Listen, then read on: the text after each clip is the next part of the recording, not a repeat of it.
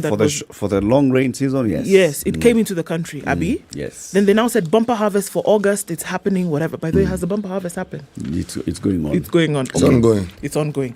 So now this, like you say, this fertilizer now that they want to apply 8 billion shillings to, was it not in the budget that was then read in June? Ideally, it should have been. So where did that money go to? Ideally, and did they not know how much the it was budget going for to the cost? Agriculture Ministry should have included items like a fertilizer subsidy for the short rain season in because December. It is in the year. And the next long rain season in April. Because it is in the what? It's in the year. Okay. Right? I'm just checking. So now when Jogona Dongo comes and says, oh, by guy. By the way. Guy. Hey, guys, you give us 8 billion shillings, we buy fertilizer. It's your name, God. To make sure. Higher. Another beneficiary is 10 billion shillings. It's post-harvest management.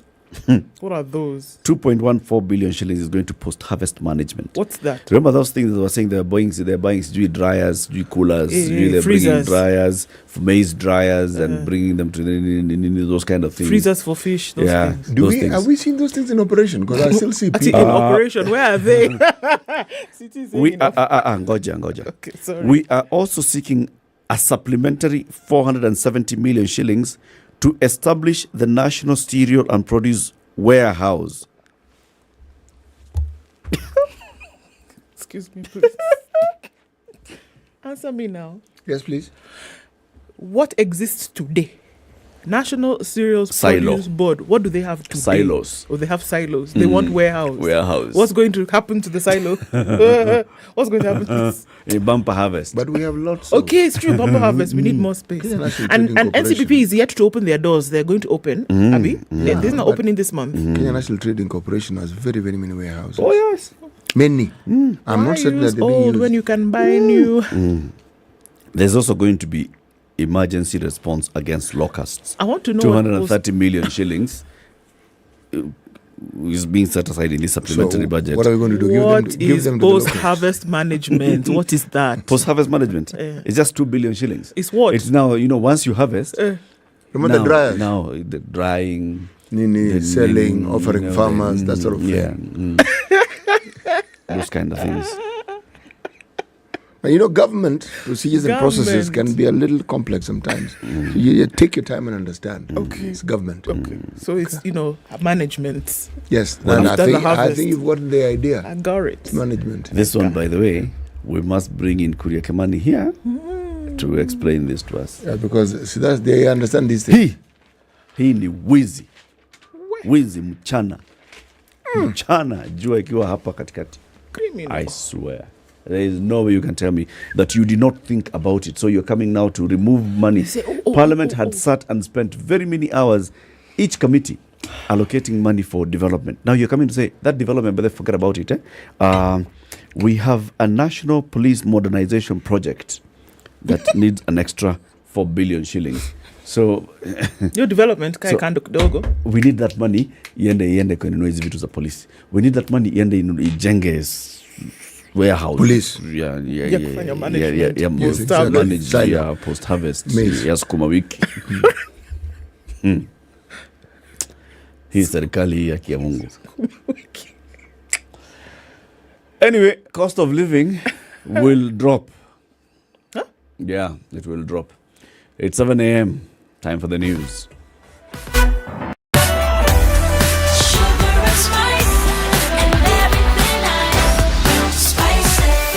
Spice up your life.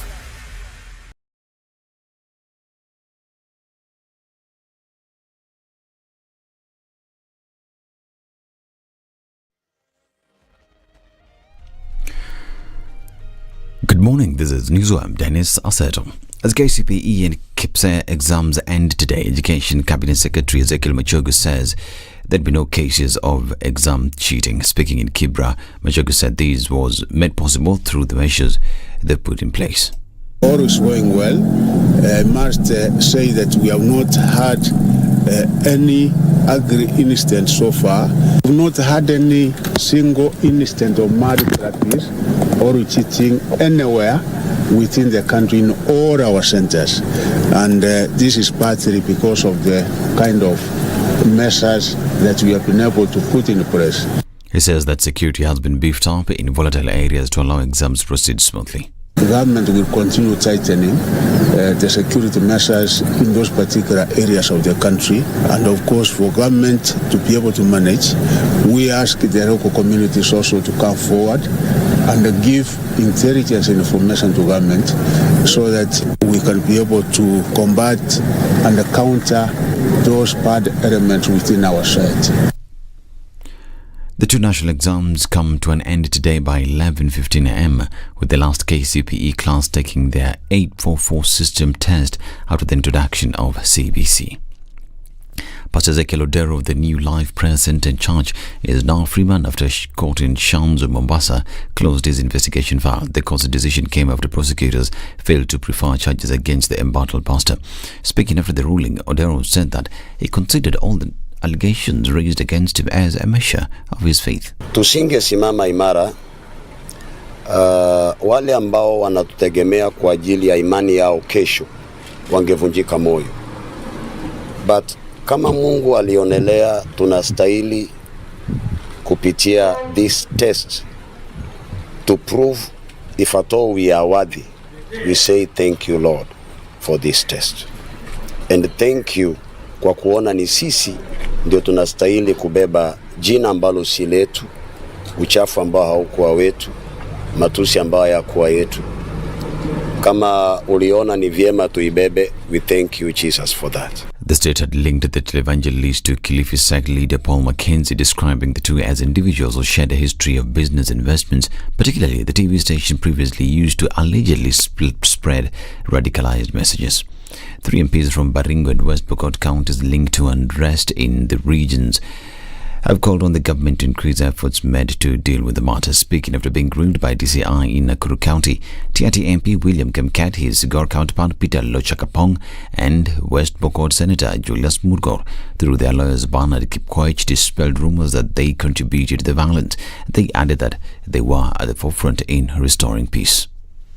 Viongozi William Kamket pamoja na Senator Murgor na mpunge Peter Lochakapong wameulizwa maswali kadhaa kuhusiana na yale ambayo yanasemekana kwamba ni uchochezi kwa sababu ya mazungumzo ambayo wamekuwa wakiyafanya, na mbele ya idara ya jinai hapa Nakuru wameweza kueleza kinagaubaga yale ambayo wamesema, na mbali na kusema kwamba hakuna uchochezi yoyote ambao wameweza kufanya, vilevile wameweza kusihi serikali ya Kenya ikiongozwa na National Security Council waweze kusafiri, waweze kuketi chini na kuzungumza pamoja na viongozi wa Pokot. And the Senate rejected the appointment of an 11-member committee to investigate the impeachment of Meru Governor Kawira Mwangaza. Senate Speaker Amason Kingi, after tabling the motion, allowed the House to vote on it, with majority of them choosing to go to the plenary way. Mwangaza will now be required to appear before the whole House to clear herself of the impeachment. The Senate resolves to establish a special committee to investigate the proposed removal from office of the Governor of Meru County and to report to the Senate within 10 days of its appointment on whether or not it finds the particulars of the allegations against the Governor to have been substantiated. Will as many as of that opinion say aye? Aye. Will as many of the contrary opinion say nay? Nay. The nays have it. The governor was impeached last Wednesday after 59 MCAs out of the 69 ward representatives voted in favor of the motion. Today as well, King Charles III and Queen Camilla will be making rounds in Nairobi. We remain to follow that up for you. We'll bring you the very latest in our subsequent news bulletins. I'm Dennis Asada. Good morning.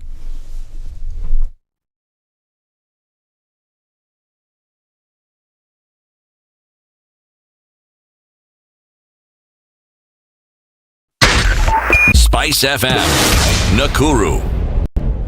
Okay, a few minutes to, rather, after 7 o'clock, and let's see if the situation on the roads has changed any. more since that hour. There's traffic on Njoroge Road. It's getting out towards Landis. We see that heavy, and also then coming out of Westlands, a little bit here and there, but nothing too alarming at the moment. It's busy on Gong Road, heading out towards the CBD, and then it's going to get on through towards Gitanga, and that's coming in from Riara Road. So that's a watch see. James Gishiro piling up as you get towards Wayaki Way, and again, we'll see what happens with that later. Now is when we see traffic building on the Thika Superhighway. It's coming in from Survey, and it's going towards the fork in the road at Pangani, through towards Maranga Road, or in the other direction through Wangari Maathai. All right, it's starting. It's early. Still slim pickings for now. And I think this is good. Get where you're going real quick. And let's see what happens as we get into traffic hour proper. For now, talk to us on Spice FM KE on X.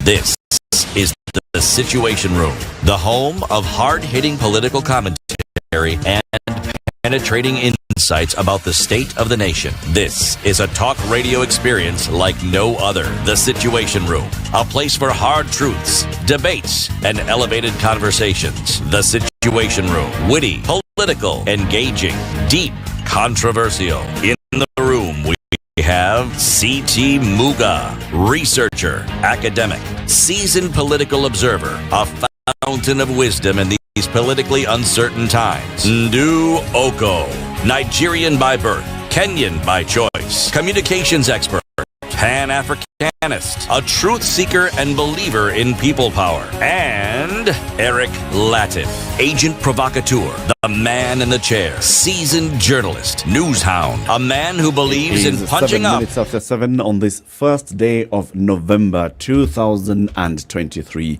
Merry Christmas, everybody. Thank you very much for tuning in to the Situation Room on Spice FM, on KTN Home. Our live stream on YouTube is up now. Karibu sana, everybody. We had a technical issue earlier, but, hayawi, mushowe, hoa. We're saying Merry Christmas because tomorrow, Christmas. Deck the halls and all those good things. Yes, so it's better just begin. It's the 60 days of Christmas. Yeah, we're into the season. Yeah. It's also the season when you should be thinking about January, because school fees will be an issue in just a couple of weeks' time. Indeed it is, because you're getting into that whole season of decking the halls and doing all those wonderful things, and you might find out that you're in want of fees. So Kiwi says, you know what, we're asking you to step up and shine with the good look of your shoes, but at the same time, we're also making sure that you shine in January. So it's that time of year again to win big with Kiwi. You stand a chance to win school fees of 35,000 shillings weekly. And instant every week. That's right. And instant airtime and data. So here is what simply you need to do. Go to your nearest store. Store being supermarket, supermarché. Buy any participating Kiwi tin in the new design. In the what? In the new design. Okay? On top of the tin, there is a short code. *459*5#. And that's on top. Under the lid, there is a code. You will follow the instructions and you will insert that code. And you could do what? You could win instant airtime, instant data, or get a chance to enter the draw where you could win 35,000 shillings to go towards school fees. Is that not a thing? After all, the president said that school fees will not be increased in January. Yeah. So the 35,000 shillings will do you good. Do it now. Go. And school fees for anywhere, as long as it's school. And it's in Kenya. Nobody said primary. School fees. School fees. Yes. All right? Yes. You are in college, you are in TVET, you are in secondary, you are in primary. Is all right. It's school fees. Sindio? Yes, please. School fees. Step up and shine with Kiwi.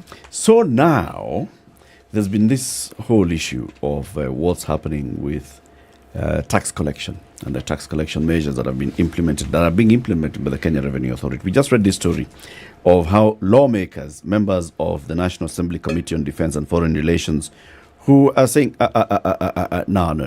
There's harassment of Kenyans and visitors to Kenya at the airport by the Kenya Airports Authority, Kenya Revenue Authority officials. The chairman of that committee, Nelson Koech, said Kenya is instead working on how to grow the number of tourists visiting the country We are entering this peak season, but what we are hearing coming from the airport is that our visitors are just being harassed. And it comes on this whole issue of when you come into the country and you're going through customs, there are two places. Something to declare, nothing to declare. Declare.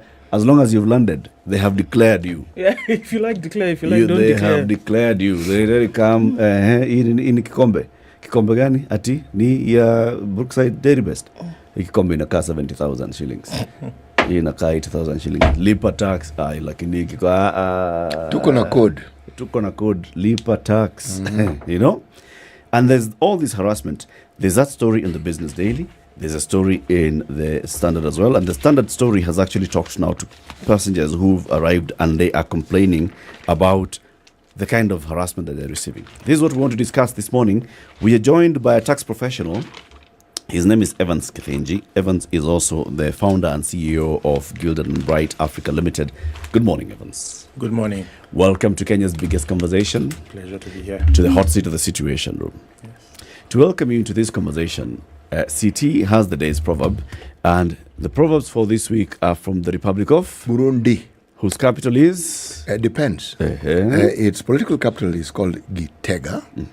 Its economic capital is Bujumbura. It should depends, yo. You may depend for Bura. Not many people can really say just Bujumbura like that. Really. You have to break it. You have to Buju. Then Mbura. Why not? What is that again? Bujumbura. Okay, the proverb. A night without roosters still ends. A night without roosters still ends. Evans, you listen to this show. Yes, I do. So you know what's going to happen next. Yes. Okay, go ahead. What's your interpretation of this? What is going to happen, or what is ultimately expected to happen, will happen. Whether the Kithni. Despite whatever efforts we'll make it, or attempt to make to stop it. Eric, you know what Kithni means? Kithni on Dekni. Yes, okay. Whether you shake or wiggle, yes. It will happen. It will happen. Yes. So what is meant to happen will happen. Will happen. Whatever will be, will be. Yes. Que sera, sera. Que sera, sera. Yes. Okay, so sing the song then. Que sera, sera. Whatever will be, will be. The future's not ours to see. Que sera, sera. That's the song. Yes. Karibu sana. So Evans, you've heard, of course, and you've seen the complaints on social media in various platforms on what's happening with this. We'll start with the JKIA issue, and then we'll go into what KRA is doing to try and what they're calling avoid tax evasion, curb tax cheating, and collect more revenue. So what's going on at the JKIA? People are complaining that they are being harassed by KRA officials. That, you've come in, you went out there, you saw a nice item, you decided to buy it, you're coming with it into the country, and they're telling you lipa tax. You're like, ni yangu, siendi kuuza, si ni yangu tu ya kutumia. So basically what is happening is that KRA has woken up, finally. Allah. From where I sit. And where exactly do you sit? As a tax professional. As a Kenyan, okay, who's got with the tax law. Right, because the law has always been in existence, stating that upon entry you're supposed to make your declarations. Okay, now by them enforcing now and insisting that you should be able to make these declarations when you come in, this should be now normal practice among Kenyans, so that when you go out there, first you're cautious. How am I leaving the country? Have I made the necessary declarations? And when I'm coming back, have I made the necessary declarations? Or am I willing to make those declarations? Pause. You're saying this is the law? Yes. I will now start. Tell us, what does this law say? Now, we have the East African Community Custom Management Act, which generally gives guidance as to how goods will be moved into the partner states. Now, the partner states, that's Kenya, Uganda, Tanzania, and generally the other East African community countries. Okay. So before you bring in your goods, there are provisions that have been set in law that you need to make a declaration of what you are carrying on yourself as you travel. Okay. If you, for instance, leave the country with a laptop, expensive MacBook, probably the wise thing would be make that declaration, because the law requires you to make a declaration of the goods that you're bringing in. Right. Likelihood is that some of the goods that you have on you will exceed the required limit of $500 or equivalent around 75,000 Kenyan shillings now. And upon making that declaration, the custom official then will have to make a determination as to whether these goods are taxable or not, or dutiable for that matter, or not. So when you're living, you must declare everything that you have on you. Yes, I'm it's wearing important. this expensive watch, I'm carrying a laptop. Yes. This shoe of mine that you see here, by the way, is worth 250,000 shillings, but who's asking, all those things. When you come back into the country, you're also now matching on, this is what you left with, this is what you've come back with. Yes. And if there's something extra, then you pay a duty for it. That is now what is going to be subjected to the threshold of 500 USD. Now, one important thing is that when you make that declaration, there's a form you'll fill, there's a receipt you'll receive. Okay. Now, that receipt, you need to retain it until you come back into the country. Okay. So that then you're not asked to pay duty on items that you owned before. Okay. This law has been there. This has been there. Okay.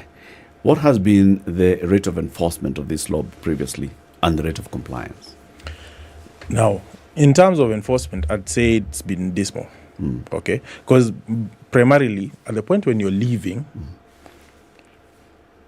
the customs official and their responsibility is to now look out for restricted and prohibited goods. Okay. It's not, they're not worried about what you declare or not.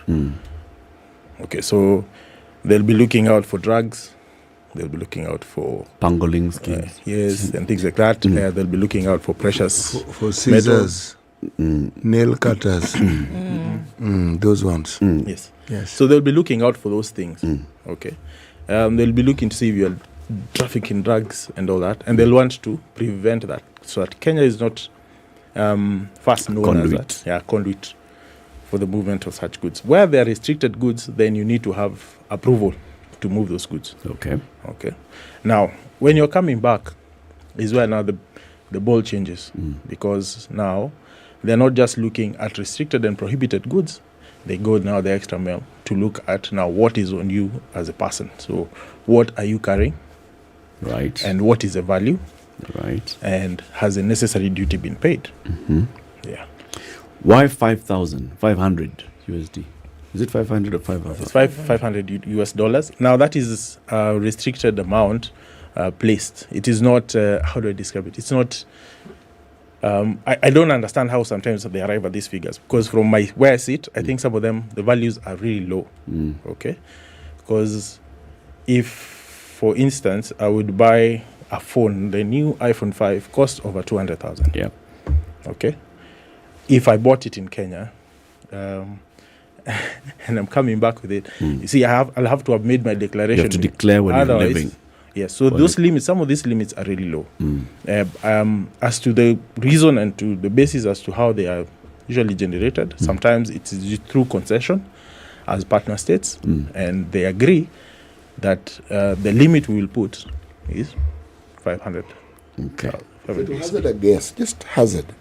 Why would you think the benchmark is at 500 US dollars?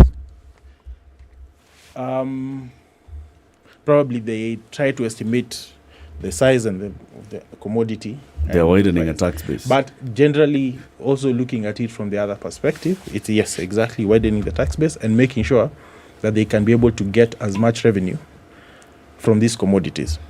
Yeah. You speak about concessions and partner states agreements and things like that. So if that would be agreed in terms of what then would be paid, we also look at these items that you would buy wherever you're coming from that has already had a tax applied on purchase. So could you explain then how that would be also reapplied when you come into the country? And what kind of tax are we looking at that they're saying? Because you did pay whatever it is in the country of origin, income, VAT, etc., etc. What would this tax then that you're being asked to pay on an item that you then brought in for your own personal use, right? Clothing, shoes, whatever, electronics, the rationale for an additional tax on that? Okay. This being a jurisdictional law and the East Africa community being a jurisdiction under customs, the idea is that when you move goods from a jurisdiction out, maybe jurisdiction outside the EAC into the partner, one of the partner states, then they have to have determined the value. Now, to arrive at the value of this commodity or goods that you're carrying, they look at probably the price which you paid for it. Yeah. Generally, they look at their taxes that you paid. As VAT works, ideally, you should have gotten a refund for the goods. If they're exiting the country. If you're exiting that country. Right. But when they get to Kenya, they look at the cost of that good. They look at any other taxes that were levied on it to arrive at that price. Now, if you incurred any transportation cost other than probably having it in your luggage and all that, they'll include that. Then they will apply what we call the customs duty.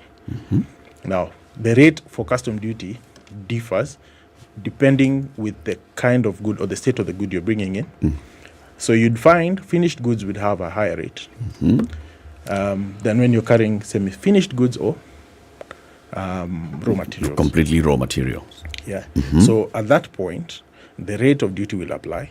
And then if it's the good you're carrying is also vatable, then VAT will also apply. Okay. Yeah. Now, that is with regards to the mainstream kind of taxes. Now, you'll find there are other levies that will also be lumped on goods. Then you pay and get your goods. Yeah.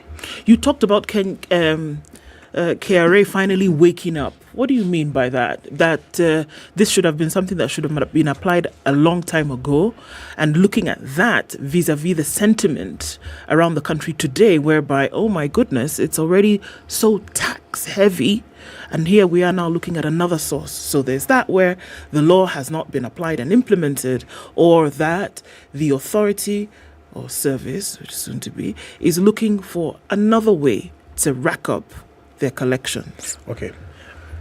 When I say when they've finally woken up, is that they've been put in a situation where the demand for them to meet their tax targets is so high. That now they're racking up their heads and they're going back to legislation to see what they should have implemented and had not been implementing in full. And now they are making every effort to make sure that they do it.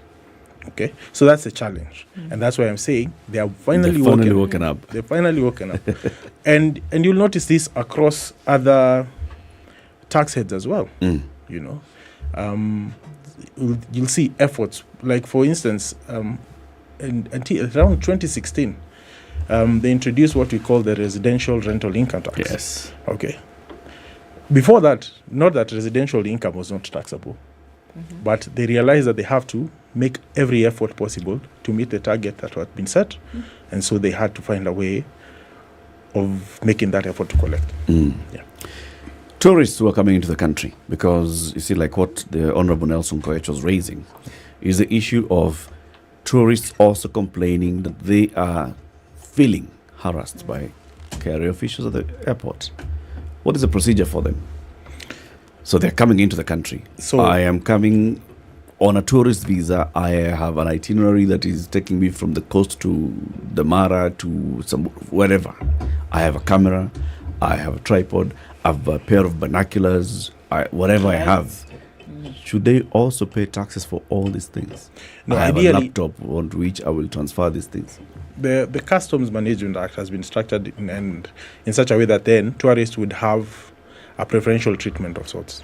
Okay, so that then when they're coming in and they make the declaration, so of course they'll show their passports with the visas, they should be treated as tourists. The items on them should not be, or whatever they're carrying should not be subjected to those very in-depth reviews. Okay, however, there is a caution which has been put in place so that you need to be in and out of the country within a period of 3 months. Okay. So if you're going to be here for more than 3 months, then the ball shifts, and now the carrier would be curious as to what you're bringing in. Okay.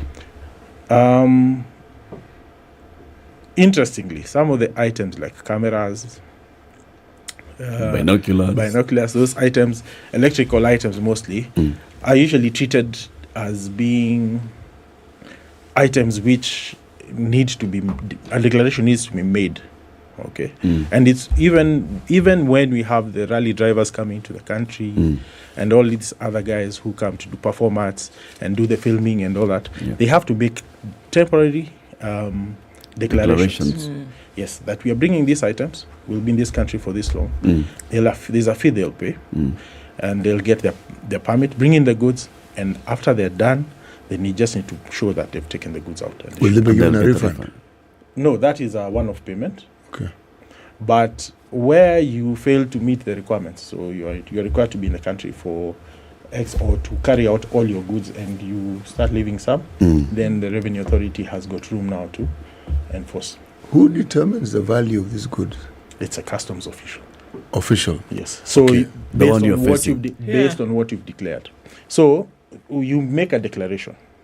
I bought this cup at 1,000 USD. Okay, so they'll do a review of what is the market price. So what is the price? So based on the invoice. Okay. Other than that, where you don't have an invoice, then there are other methods they can use. So essentially, if you've bought an item, it is in your interest to come with a receipt. Yes. That receipt is what is used. That is what is used as a basis. So this power that is given to the customs officers to determine, what is it? It is now to determine the value, in the sense, assuming a situation where you do not have this receipt. So they will look at what is the price of a similar product in the market, or what is the price of this kind of product. I saw they look at similar products, identical products, and then eventually, through that chain of command, they have got a point where they have to make a determination and then apply the duty that is applicable. Yeah. You're a Kenyan living and working anywhere in the diaspora, okay? So I will travel back to the country next year in December. You start buying some few items here, buying gifts for relatives. A calculator, because I know my nephew will be sitting KCSE next year, so let me start buying the calculator early. All those kind of things. It's over time. Yes. You've brought, those are separate. There are those items that you've been using, and you're just coming home because sasa ile nyumba ulikuwa unajenga umemaliza, you want to leave some of these items. You start your journey towards coming back. Is it the same? Should you be paying duty for all these things? Now, at the point, nilikuwa nimenunua, nimekuwa nikitumia China for the last 10 years. I just want to bring it back home. So at the point where you'll bring in your goods without paying duty is when you are relocating back. Fully. Home. Okay. Piecemeal, you'll pay. But when you're coming back home, you make a declaration that I was in this country. I've been there for over a year.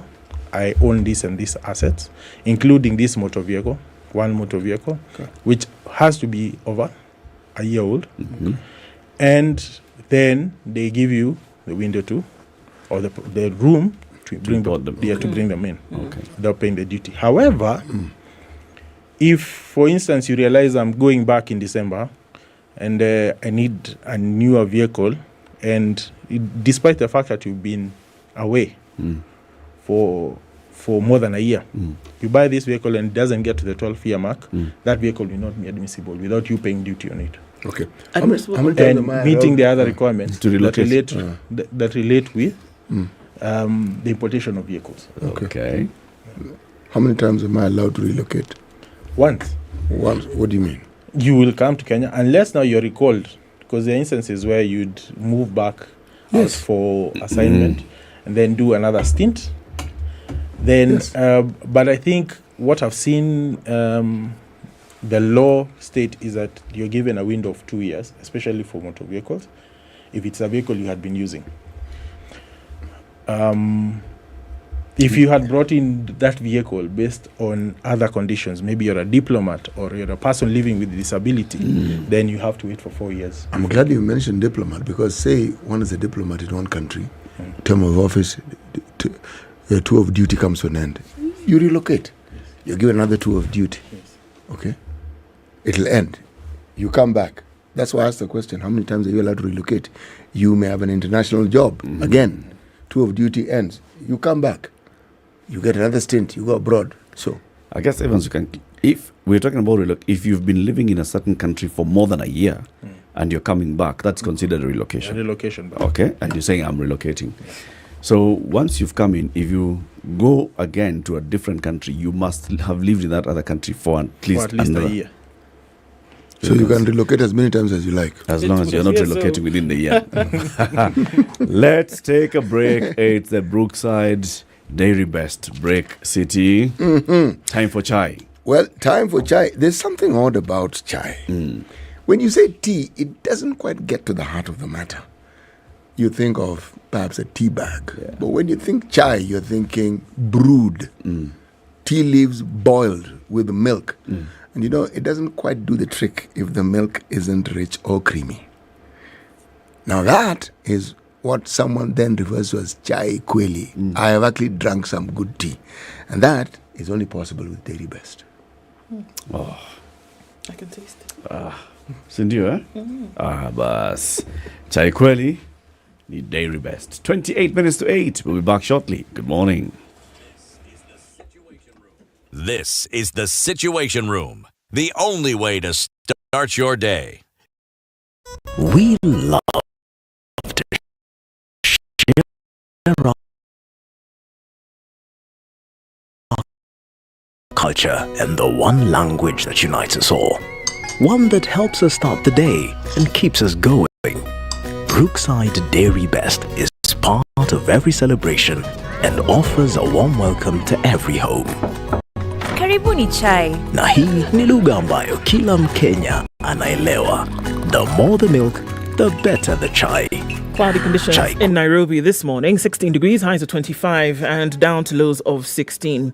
Into a cloudy Nyeri at 14, at 16, highs of 24, and a cloudy Nakuru at 14, going to highs of 23. Eldoret is sunny at 13 with highs of 23, and into a partly cloudy Mombasa at 25. We'll see highs of 31, and we'll see highs of 31 as well in a sunny Malindi at 20. Kisumu is 20 and partly sunny, highs of 29, and we'll see highs of 28 in a partly sunny Kakamega at 18. Looking into Kampala, it's raining still at 20, and Dar es Salaam mostly cloudy at 25. Johannesburg is cloudy at 25, and we have mostly sunny conditions now after those morning showers in Mogadishu at 26, and it's 12 degrees and sunny in Addis Ababa. 6 degrees and cloudy in Johannesburg, and 23 and cloudy in Lagos, and 23 and cloudy in Kinshasa.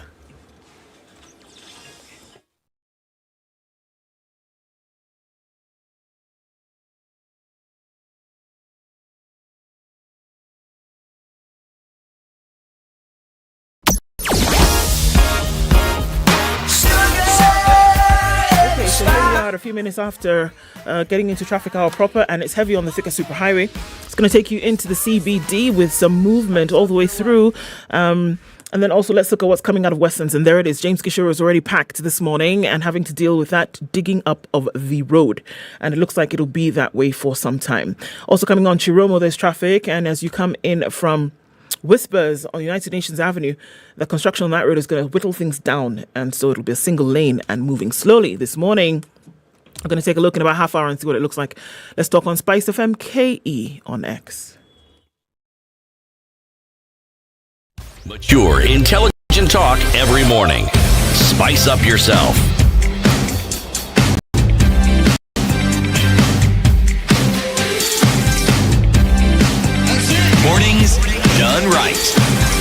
94.4 Spice FM, Nairobi. The conversation continues with Evans Kithenji. He is a tax professional, founder and CEO of Gilded and Bright Africa Limited. We are talking about the Kenya Revenue Authority and the backlash it's facing now from what it's doing in terms of just tightening the enforcement of the law and collection of revenues. We've just been talking about what we are seeing at the Jomo Kenyatta International Airport. You're saying they're finally doing what they're supposed to have been doing anyway. Are they doing it the right way, though? Because there's enforcement. Yes, there's a law. But why do people complain about police officers? There's the law. But are you enforcing it the right way? Are you communicating it the best way that you could?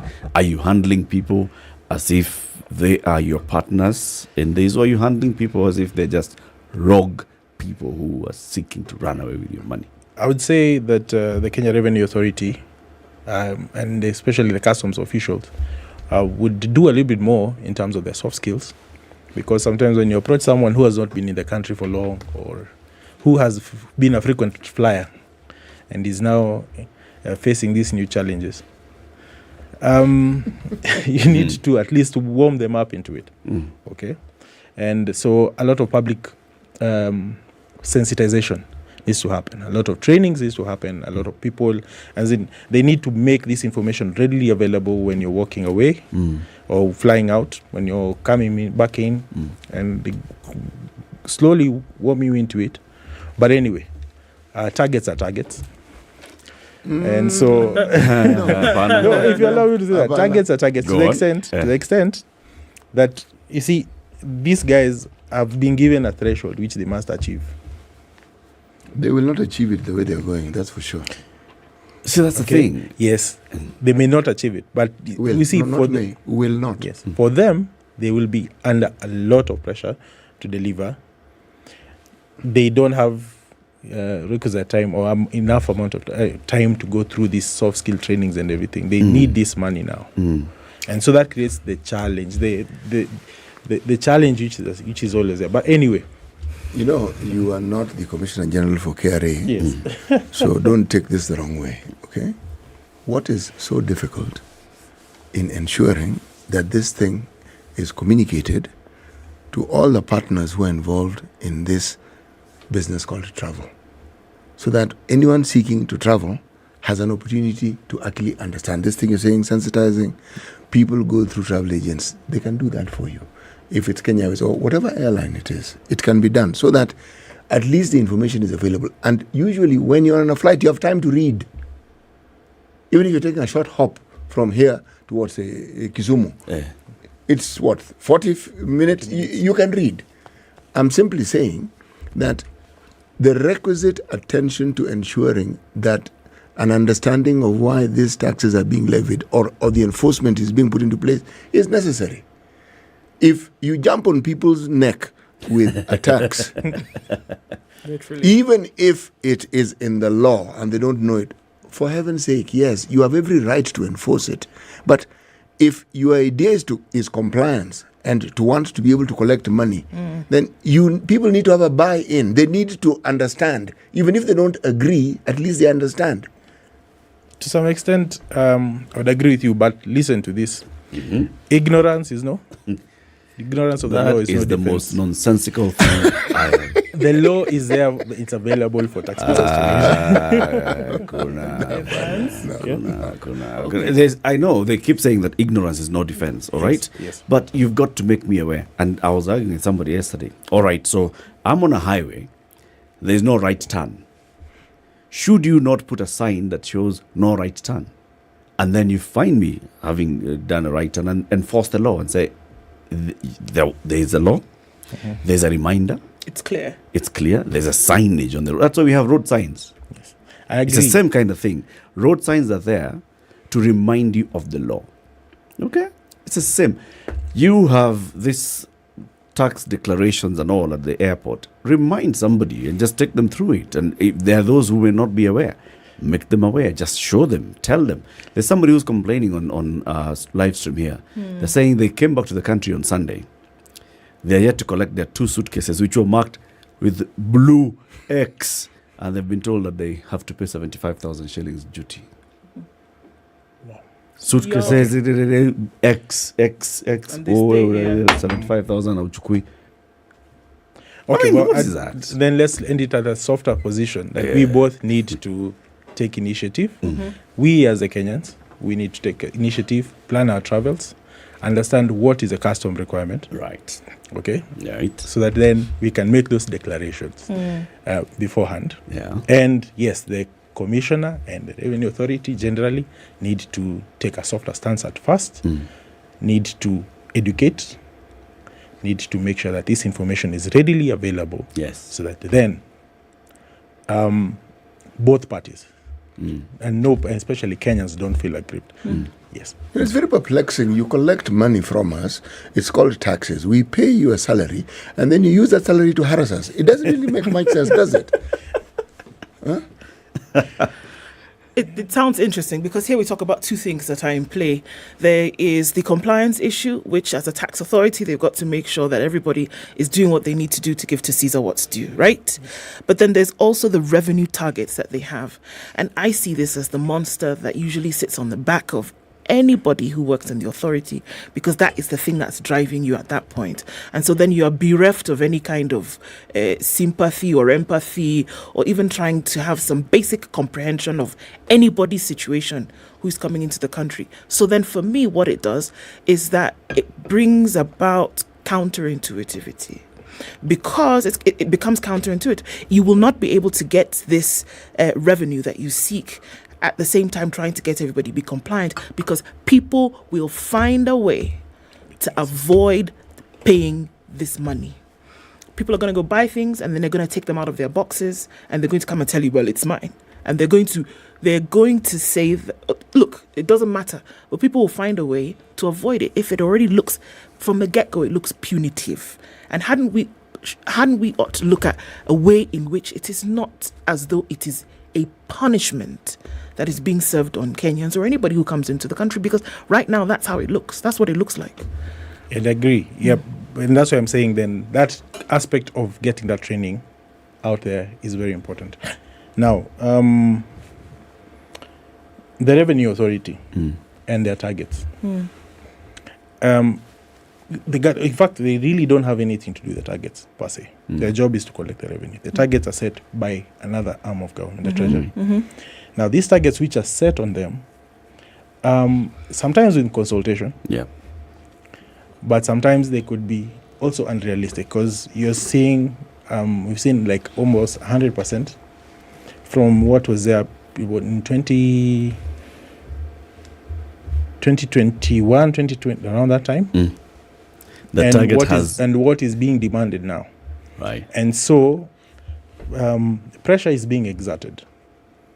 And yes, we have seen instances where the Revenue Authority have lost the face, the human face, so that then they have been given even the instances where they've closed accounts to businesses, and they still demand that you pay. They have, you've tried to explain. Yep. My business has been affected in this and this way. I cannot be able to generate this income now. Give me a payment plan time that is works sweeter. Works for me and works for both of us. But they'll insist on you paying within maybe 3 months, 4 months, 6 months. And most times that is not possible. And that is not possible. So it's almost like they're setting you up to fail. And they come back and exert more pressure on you. You know, that particular way of doing business seems to be Kenyan.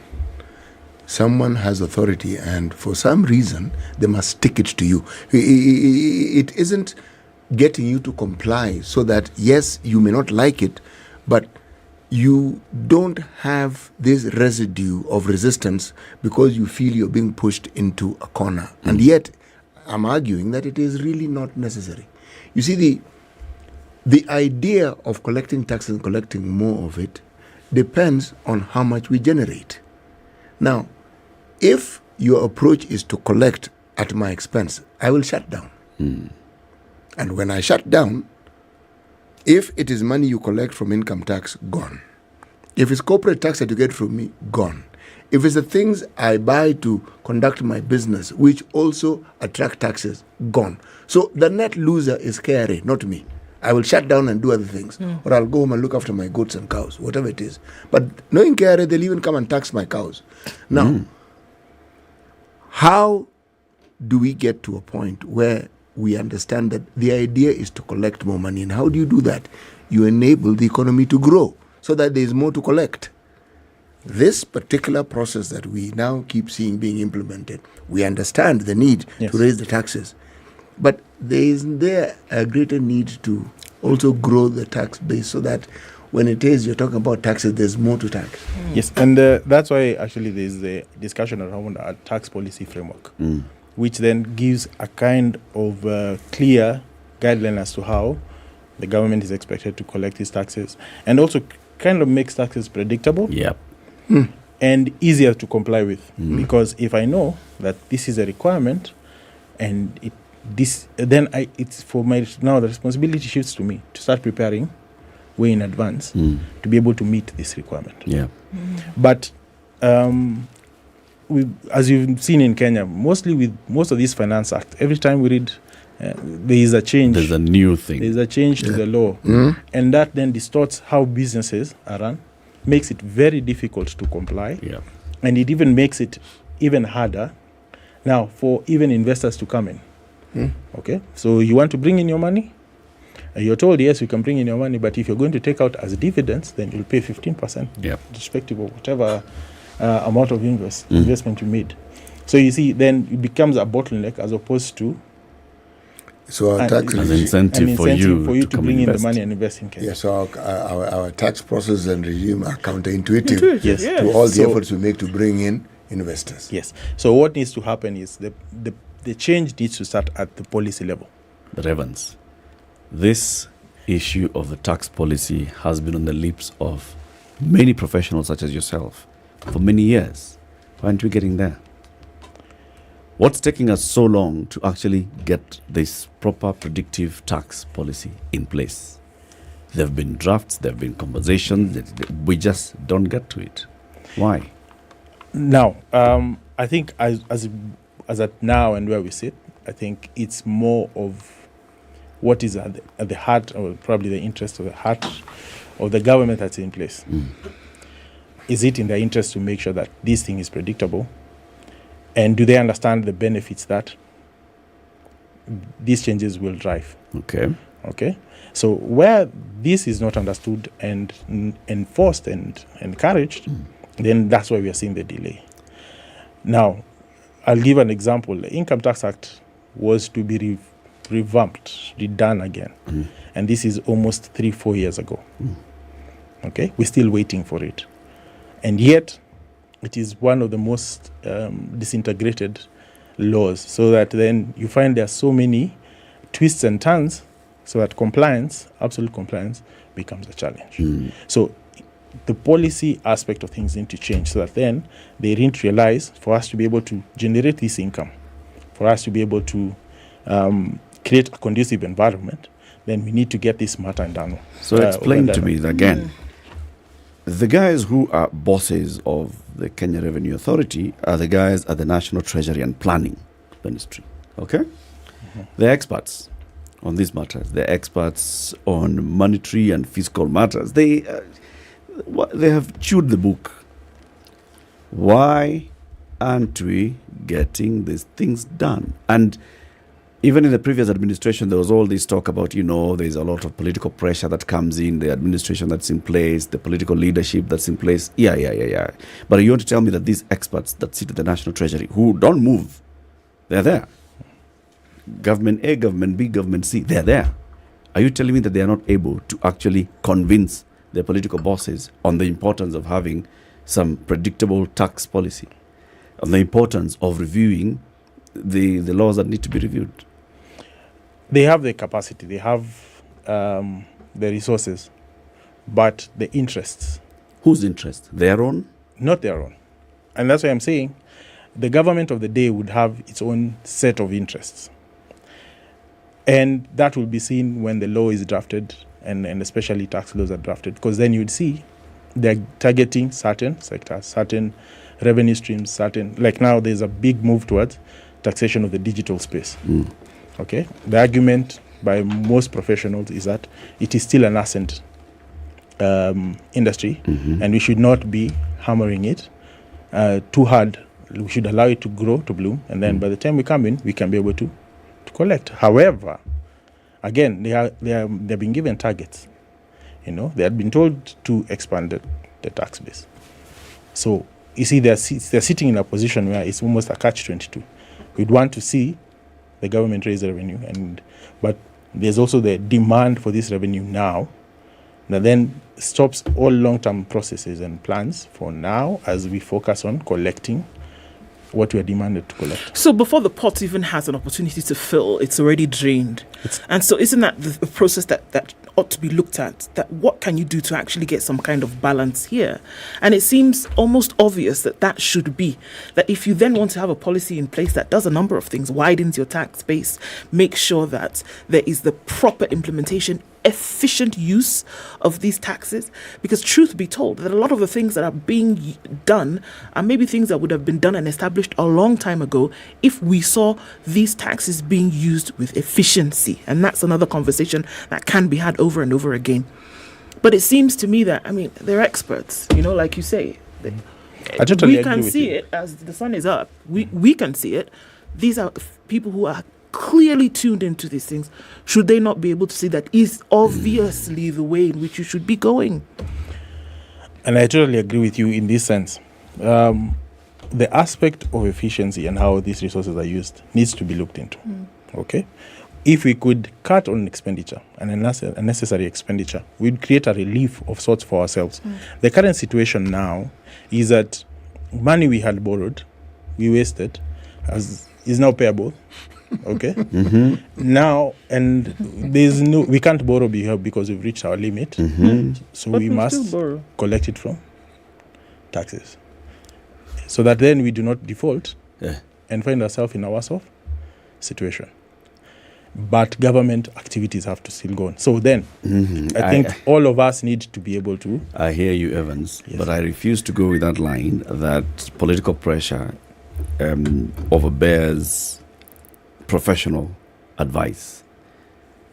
We have seen it in the previous administration, the 9 years of the Uhuru administration. It was the same issues we were discussing here. Okay, so we need to have predictability in our tax policy. We need to have this and the other. We need to have prudent financial management. All these things that we're talking about, we borrowed and then we spent. Who was expending the money? These guys at the National Treasury. They're the ones who do the budget. They're the ones who release the money. They can see, if you can see that we had budgeted for a road and now we are spending the money to pay salaries, you should raise a red flag. Come on. And you cannot tell me that they just sat there because Uhuru was telling them to do it. Nothing like that. Absolutely nothing like that. I have very many questions that I keep asking about this National Treasury of ours. No, I can tell you now. I think the discussion is now going towards now you're saying discussion now of we their have raised of their capacity. Nah. But the reality is if indeed Yes. they know what they're supposed to do, then they should do it. Yes. To him who knows The what boss- they should do and does not do it, to him it is sin. It's not complicated. We've had cabinet secretaries who have risen through the rank of the National Treasury, sitting at the helm of the National Treasury, same as principal secretary.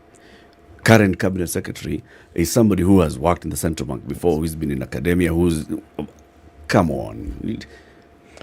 We can't sit back and say, okay, so William Ruto has not studied economics and fiscal management and finance and all, so he's the one who's running and he's not listening to everybody else. But everybody else at the National Treasury is telling him, no, you cannot raise the revenue target to 2.7 trillion shillings. It's unrealistic. But he says, Akuna, weka. No way. The people there probably would be dissenting, but at the risk of many other things. But anyway, let me not go to that direction because I may not be fully aware of the workings of the Treasury. Of course. And all that. However, I'd say the most important thing is that these options and whatever you're discussing here needed to have been implemented over 10 years ago. Okay? The control measures in terms of expenditure and the control of budget speaking and saying we are seeing certain expenditures happening which are not sanctioned and were not planned for. That should have happened a long time ago. Okay? So that then now we'd be discussing a different story as to probably lowering some tax heads to then trigger economic activity. Yeah. Okay, and that is the direction which then I think and I'd propose that the government needs to look into, so that then instead of squeezing and milking out everything, put money back into the economy and allow the Kenyans who are very ingenious and who are very hardworking to generate revenue and taxes for you. Yeah. You know, those who understand these subjects better than we do, and this is where I have to agree with Eric, and many of them are nestled at the Treasury. They know how to stimulate the economy. It's not that they don't know. They know what needs to be done. If we lived in a country where we'd never seen it done, then we'd say, but we've seen it done. We've seen the economy simply growing because certain taps have been opened. You can borrow, you can pay, you pay back. But in borrowing, you grow your business. In growing your business, we've seen these things happen. Now we are seeing the complete opposite happening. And yet, we are still talking about how it is we are going to raise more revenue. Honestly, really. If I can just latch onto that a little bit, and maybe you then can let's have a picture, because we already know from what's happening today, these taxes that are being collected, you know, the targets that are being met or unmet, that we then see when it comes to spending, that 76% of these monies that are collected go toward debt, payment. 12% then goes towards development, and I'm going to put those developments in quotes because even that is a question. The rest of it goes to recurrent expenditure, which we can't even make, and so they need to look for a little bit more money to have that. So the whole thing is doomed to fail from the beginning, because the majority of the collections then are going towards paying off debt. So it's been done wrong from the very beginning. And then you say, let's collect more. And that's when now you see these desperate moves, because that's what I think they are. They're desperate moves to fill a bucket that has a hole in the bottom.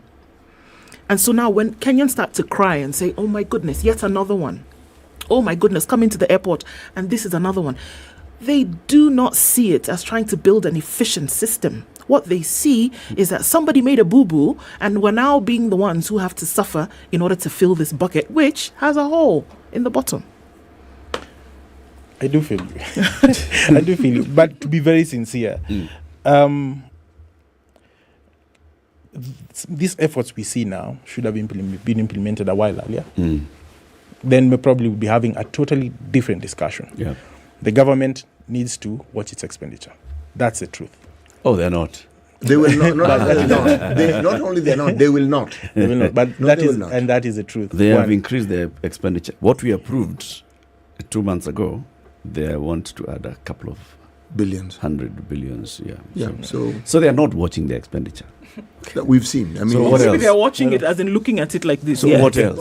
So let's talk about also the government is towards expenditure. It's not. What else? It needs to give Kenyans a reprieve. They need to give Kenyans an allowance. In fact, I'll tell you, some of these tax bans are really low and punitive. Those are counter. If you're not watching your expenditure, there's no way you can give Kenyans a reprieve. Yeah. Even if you give us some reprieve in some way, you are going to borrow and you'll have to tax us to pay. That cycle. Anyway, Evans, thank you very much for joining us today. Right? Evans Kethenji is a tax professional. He's been our guest this morning. He's also the founder and CEO of Gilded and Bright Africa Limited. We've been talking about KRA's tough position in raising revenue and how it's going about raising the revenue and how it's going about enforcing compliance of the laws that are in place. Not even introducing any new laws, but just enforcing the law. Where? Come again soon, Evans. Thank you. Keep it here for more conversations. In the next hour, we talk about the cost of living. Good morning, 8 a.m.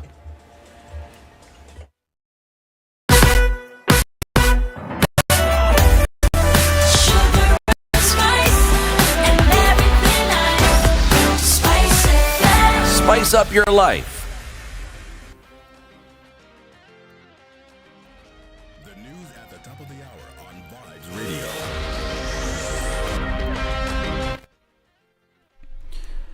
Good morning, this is News. I'm Dennis Aseto. Cabinet Secretary for Interior and National Administration Kithure Kindiki has issued clear detectives to security officers to pursue, apprehend and prosecute all individuals involved in the rising banditry cases in Baringo County.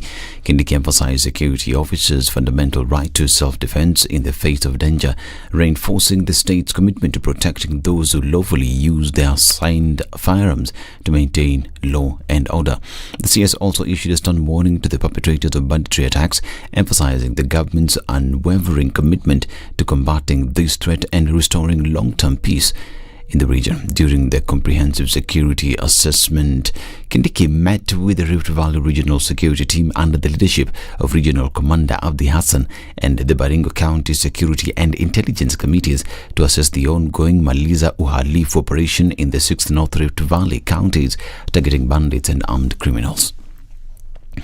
The Office of the Directorate of Public Prosecutions now says that televangelist Ezekiel Odero of the New Life Prayer Center and Church has not been freed, and neither has his case been thrown out by the court. In a statement to newsrooms, the ODPP clarified that a review of Odero's inquiry files is ongoing and no case against him has been terminated. The ODPP says that it had initially sought an extension of custody for Odero to allow for investigations, but after reviewing the inquiry files, the agency concluded that investigation was at an advanced stage and there was no need for Odero to make court and police station appearances. Jubilee Party Secretary General Jeremiah Kioni is now threatening that Azimio will withdraw from the National Dialogue Committee if the government does not include the issue of freedom of political parties in the negotiations led by Majority Leader in the National Assembly Kimani Ichung'wah and Wiper Party Leader Kalonzo Musyoka. Kioni, who is a member of the technical committee has blamed Kenya Kwanza for continuing to oppose Jubilee's decision to remove MP Sabina Chege from the leadership of the party. And I do not see the need for continued sitting here if we are not addressing the continued interference with political parties within Azimio. If that continues, we will be out of this talk. We will move out as Jubilee. It doesn't mean we are moving out of Azimio, but we will move out of these talks as Jubilee because it is becoming a mockery. And every other Kenyan can see that. Usije ukafanya watu wajinga ya kwamba unasema hili na unajifanya unaongea haya. We cannot come to sanitize evil designs by people who are hell-bent of ensuring that Kenyans have no voice, yet they complain that the people at the low level are voiceless. Kioni's statement comes just a few days after National Assembly Speaker Moses Wetangula approved Jubilee's decision to remove Sabina Chege from the position of Deputy Minority Whip in the National Assembly and replaced her with Embakasi West Member of Parliament Mark Mwenje. The National Assembly Defence, Intelligence and Foreign Relations Committee has called out the Kenya Revenue Authority for allegedly harassing and intimidating passengers arriving at JKIA. The committee says they want the agency to go easy on tourists and make it easy for passengers and travellers coming into Kenya to declare their luggage and, where necessary, pay duty before landing. Koech, in a release, noted that KRA's passenger terminal guidelines could not have come at a worse time, warning that these would threaten those coming to Kenya. The country is entering the peak tourism season with the visit of Their Majesties King Charles III and Queen Camilla poised to give tourism a very big boost.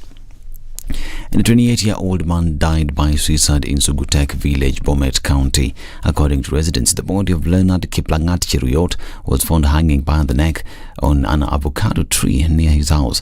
Area Chief John Maritim confirmed the incident, describing it as most unfortunate. Officers from Kimurot Police Station were called to the scene. The body of the deceased has been taken to Kapkatet Sub-County Hospital for preservation and post-mortem. According to residents, the area has recorded rising cases of death by suicide. And a case has been filed at the High Court seeking to suspend the Environment and Land Court decision that gave the Kirime family orders to evict thousands of residents from a nearly 1,000-acre piece of land in Njiru, Chokang and Mihango areas. In court documents, the petitioners claimed that the court was presented with fake documents and the Kirime family obtained the judgment through fraud. One of the petitioners, who is the administrator of the estate, Domenico De Masi, the man who reportedly sold the land to the late politician Gerishon Kirima, moved to court seeking stay orders, arguing that they did not sell the land to the late politician. This is Newswire. I'm Dennis Aseto. Good morning.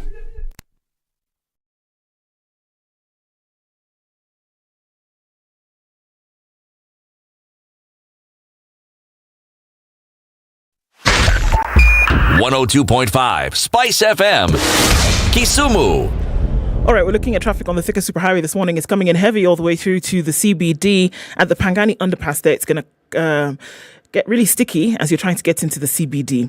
We're also looking at bumper-to-bumper traffic coming in on Limuru Road. All of this is coming in from Lower Kabete, Peponi, Spring Valley. All of this very, very busy. James Gishuru also still doing that thing this morning, and you're going to have to go over those bumps and move a little bit slower than you normally would. Also, coming into the CBD, traffic is heavy. Langata Road is doing the business. Real heavy coming in from Carnival, then Huru Gardens out towards the Nyayo Stadium roundabout. Some of that will go through towards Raila Odinga Way.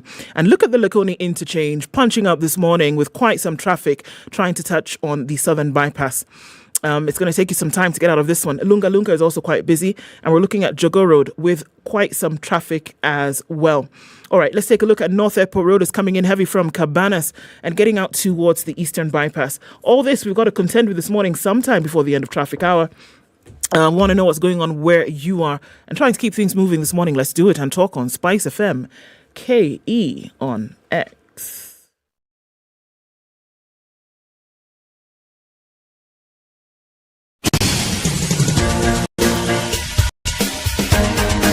This is the Situation Room, the home of hard-hitting political commentary and penetrating insights about the state of the nation. This is a talk radio experience like no other. The Situation Room, a place for hard truths, debates, and elevated conversations. The Situation Room, witty, political, engaging, deep, controversial. In the room, we have C.T. Muga, researcher, academic, seasoned political observer, a fountain of wisdom in these politically uncertain times. Ndu Okoh, Nigerian by birth, Kenyan by choice, communications expert, Pan-Africanist, a truth seeker and believer in people power, and Eric Latiff, agent provocateur, the man in the chair, seasoned journalist, news hound, a man who believes in punching up, not down. 8 minutes after 8, this on to the is third hour the of the Situation Room. Again, happy November. Welcome to November. It's the first day of that month, counting 60 days of Christmas. Or less, actually. It's about 40 something days like that. of Christmas. Yeah. And then how many days of school fees? 60 days of school fees. 60 days of school fees. Okay. And even then you may not finish. So Kiwi says, let us help you finish. Yeah. Step up and shine is what Kiwi's saying at this time of the year. It's always good to know that you could get into January with a little bit of a nest egg to sort out those issues, right? So what do you need to do to get that sorted out? You need to walk into your closest supermarket. And then you need to find a tin of the participating Kiwi with a fabulous new design. Do that, and then you're going to pop the lid. Under the lid, you will find a code. You will then take your phone and you will dial *459 *5#, and you will enter that code. And instantly, you will win something. You will either win airtime, you will win data, or you will win an opportunity to get into the draw, which then gets you a chance to win 35,000 shillings. And not just 35,000 shillings for you to go, play it up on the town. No. 35,000 shillings goes towards school fees. And then that makes sure that, you can, settle down, hunker down and enjoy the holidays because, school fees is what? Taken care of. Kabisa. Actually, just purchasing, opening the lead and sending that number to that code automatically gets you into the draw. So, Yes, it does. Just like that. And then how many draws are we doing? 35. How many draws? There will be 35 winners. 35 winners. Yes. Hey. Bas. 35 winners of 35k each. Yes, please. Okay. And they're not looking at you how many members if you're from the same household. So you can, do like that. Yeah. Bas. Sisi kama wa Kenya. Kila mtu kwa hiyo nyumba. Draw. Kiwi. Yes. Go. Sindio? Aya. High cost of living. Experts lay blame on the government. Page 8 of the Standard this morning. High cost of living. Curb tax appetite. Kenya Kwanza told. That is page 6 of the Nation. And so on. And so forth. That is the conversation that we're having. The cost of living is a big conversation in the country. This... what are we calling this thing now? It's not bipartisan talks. It's national dialogue team that's meeting at Bomas of Kenya has dealt with their main pressing issues. Now they've come to our pressing issue, cost of living.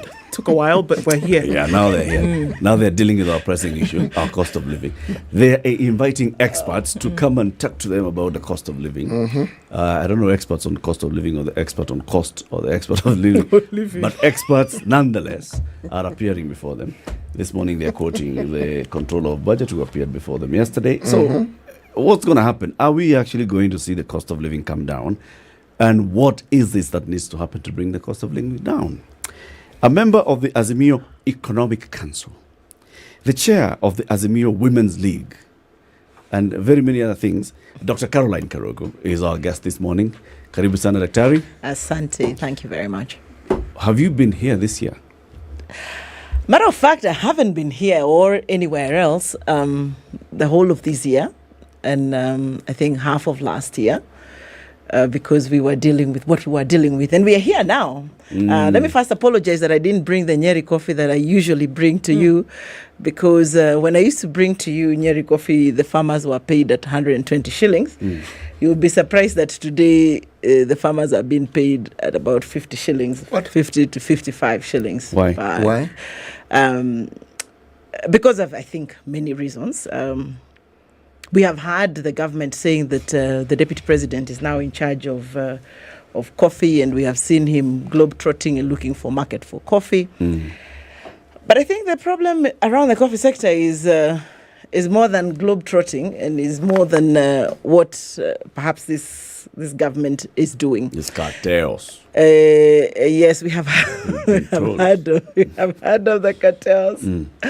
But really, it's a mix of issues, from production to quality to the clones of coffee to market and the brokers in between. And it's unfortunate that we have lost the gains that CS Munya had given to the farmers, and even cushioning that had been given to farmers. So anyway, this is to apologize that I didn't bring some nice medium roast dark coffee from Nyeri, but I will endeavor. Dr. Karogo, you are a politician. I will endeavor to do that next time. I don't see how, if the price of coffee is 35 bob to the farmer and all, I don't see the connection between that and you bringing coffee. Well, if it is not available, I just don't because see the last time Ukraine, soon we will be blaming Hamas for everything. Yeah, I hope you know that. You see the connection? I see the connection. Where is that connection? You see, haven't you seen? City? Give us the day's proverb. You see, if the coffee is not there where we used to purchase it, then it cannot be brought to studio. Is it being farmed?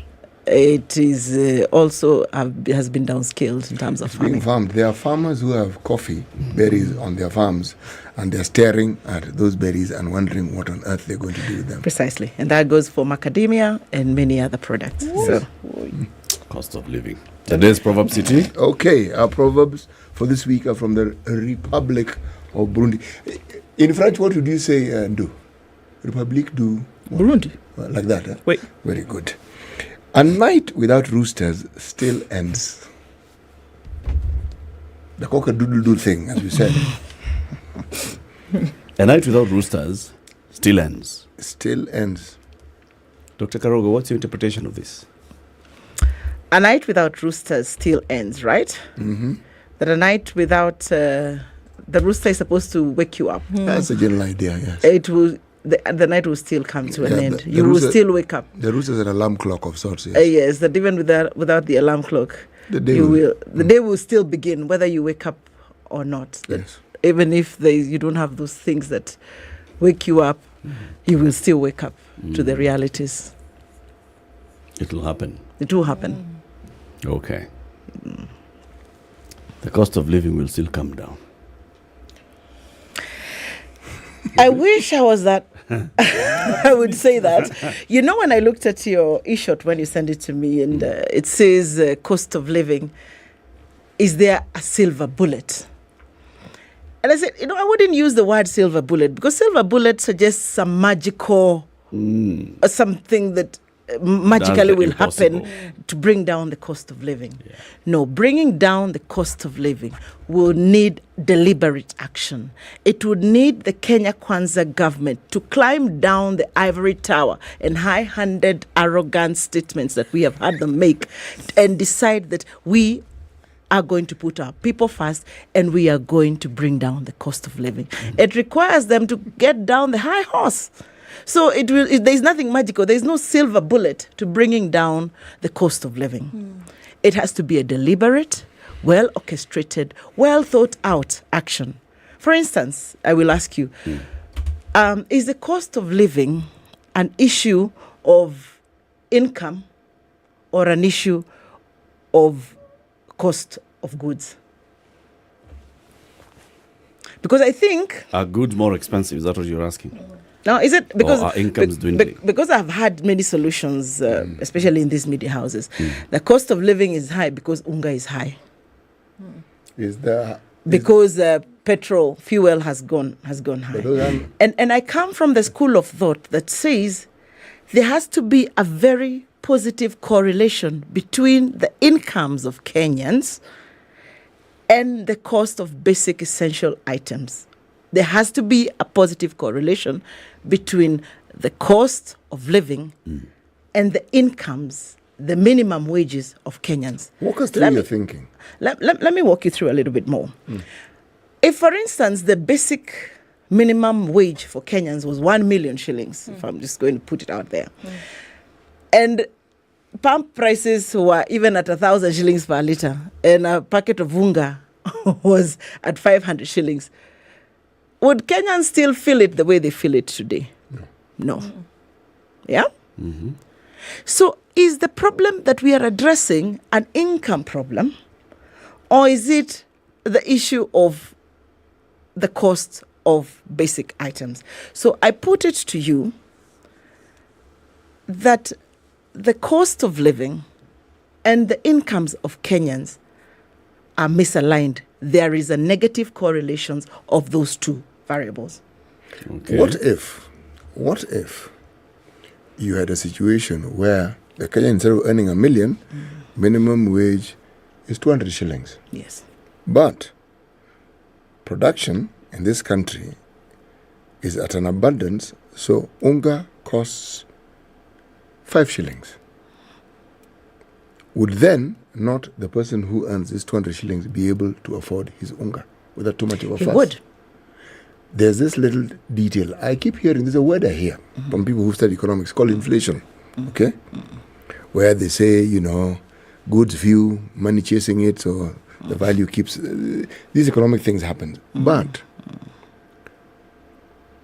if we start with the fundamentals, do we actually have enough food in this country to feed Kenyans?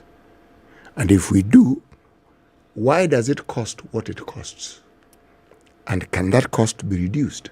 Because if it is reduced, then even this pay that we consider to be menial might be able to afford people a living, wouldn't you say? You see,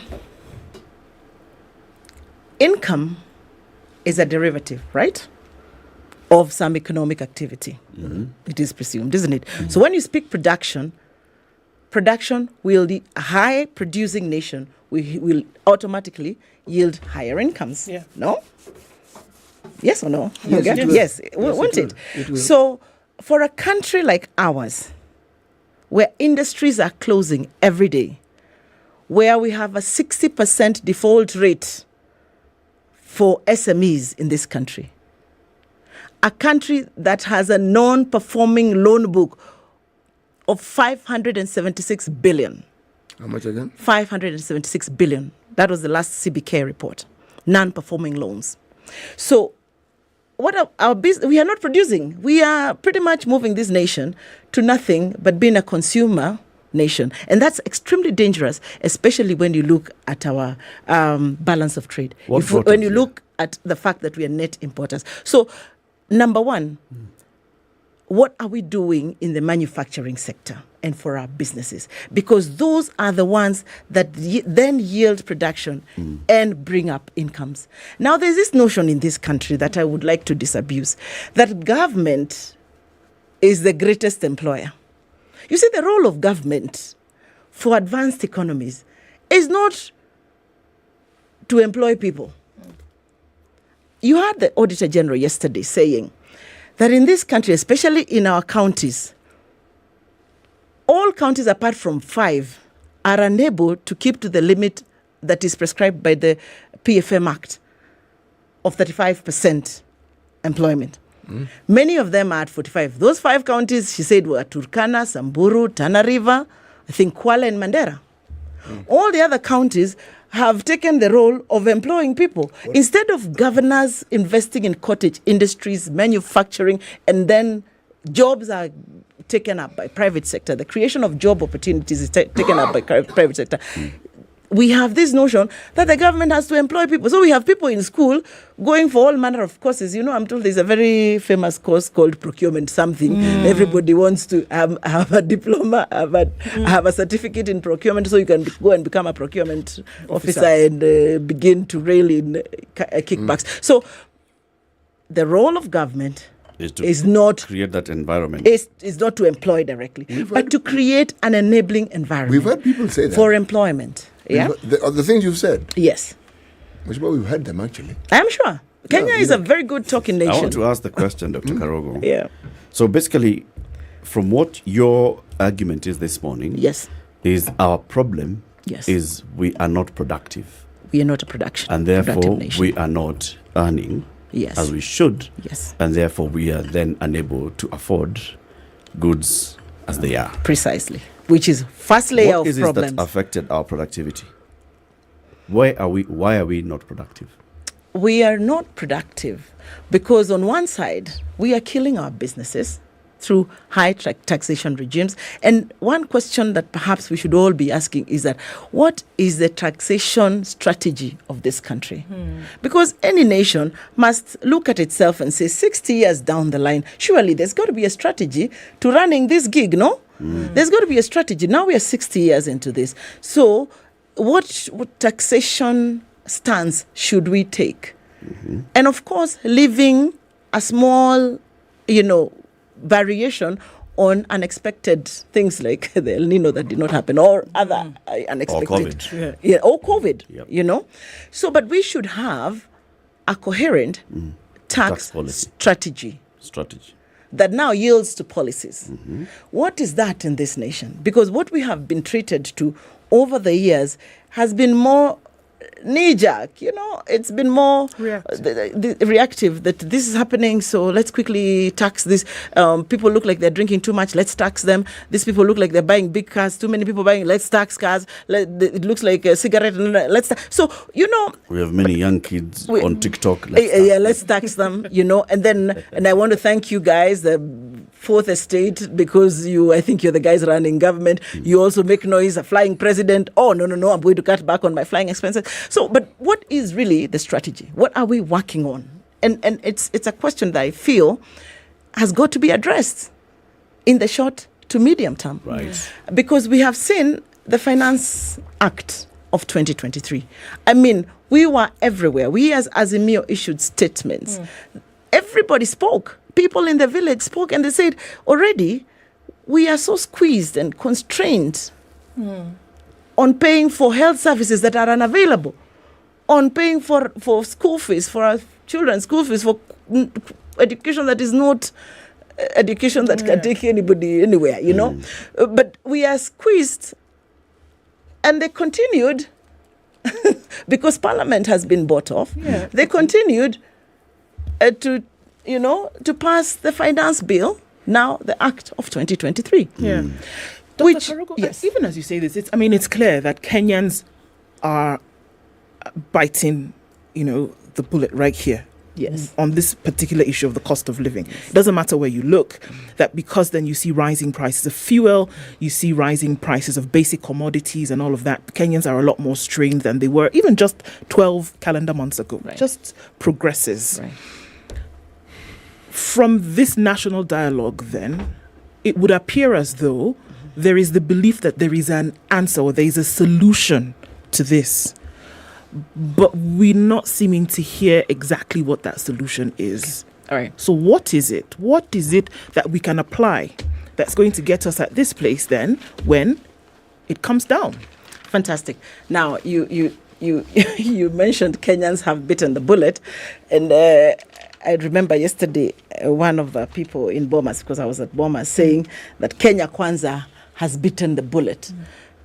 And I was short of telling them, if Kenya Kwanza thinks that they have bitten the bullet, then they ain't seen nothing yet, because the bomb is coming for this nation. So for Kenyans are enduring. Some voted for this government, some did not vote for but all of us, I think, were caught unawares at just the audacity of lies and upgrading those lies at every public platform. I mean, that audacity is what has hit Kenyans. In fact, Kenyans are quiet, just thinking, wow, just how much courage can you have? So to answer you on the issue of, is there perhaps a silver lining? Do we have solutions? Now, I have been part of this dialogue team from the Azimio side, really from the back office. We also call it, just like you guys here, situation room, where we process the position papers, what are the agendas, feed in the numbers into the agendas. And one of the key agendas for Azimio has been cost of living. It has been cost of living. Then it was our agenda item 1. It remains our agenda item 1.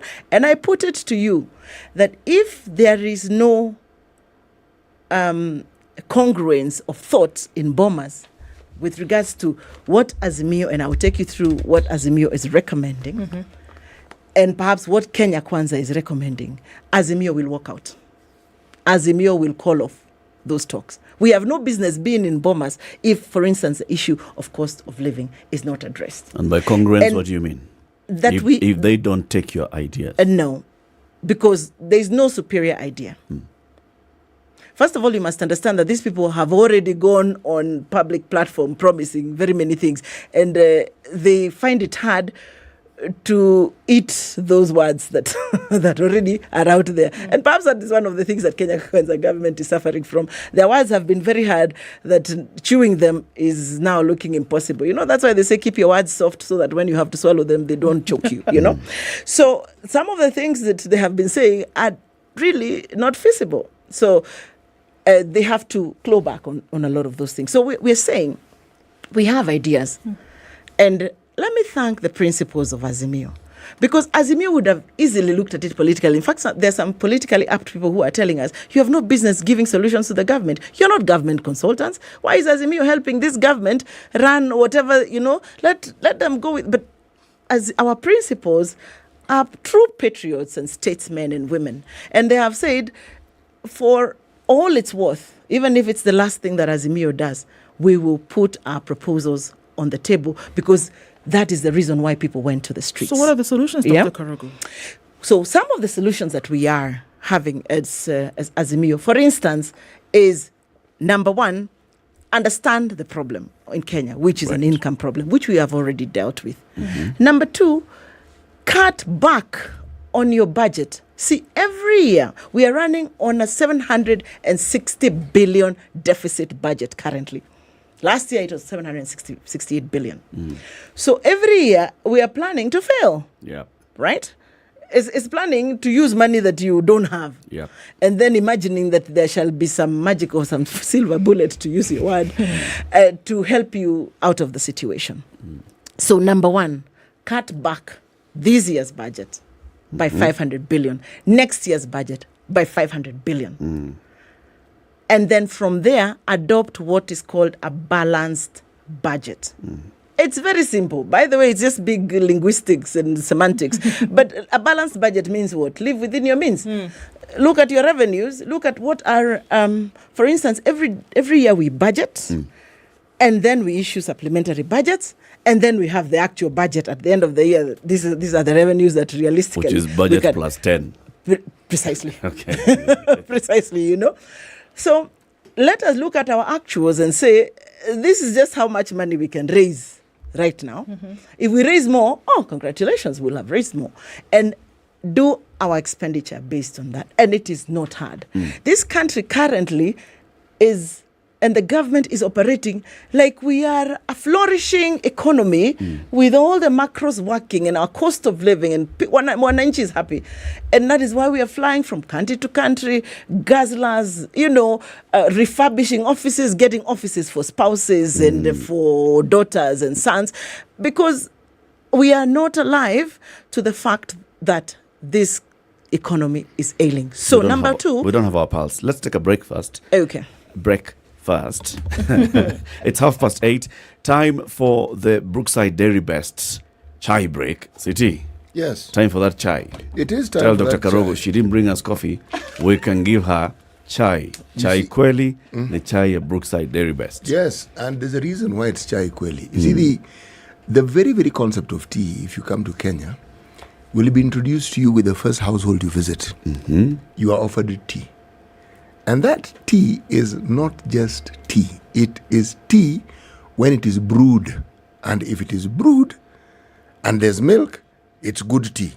But when it is brewed and you have Dairy Best in it, Dairy Best which is rich and creamy, then my friend, you start having extraterrestrial experience. You suddenly realize that now this thing called tea really is not only wonderful. As we say in Kiswahili, it is kweli. Ni kweli. Pass her the cup. Patia yeye kikombe. Unaona kikombe? Ninaona hii kikombe. Imeandikwa nini? Imeandikwa chai kweli ina Brookside Dairy Best. Bas. We'll be back shortly with Dr. Caroline Karogo. She's a member of the Azimio Economic Council and chair of the Azimio Women's League, talking about the cost of living. What's the solution?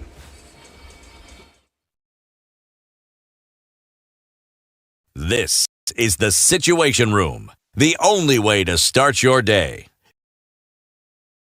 We love to share our culture and the one language that unites us all. One that helps us start the day and keeps us going. Brookside Dairy Best is part of every celebration and offers a warm welcome to every home. Karibuni chai. Na hii ni lugha ambayo kila Mkenya anaelewa. The more the milk, the better the chai.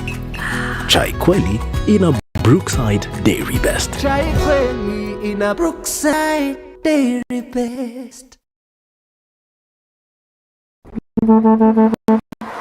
Wametengeneza barabara siko nyua, siko sawa, siko tunafurahia sana.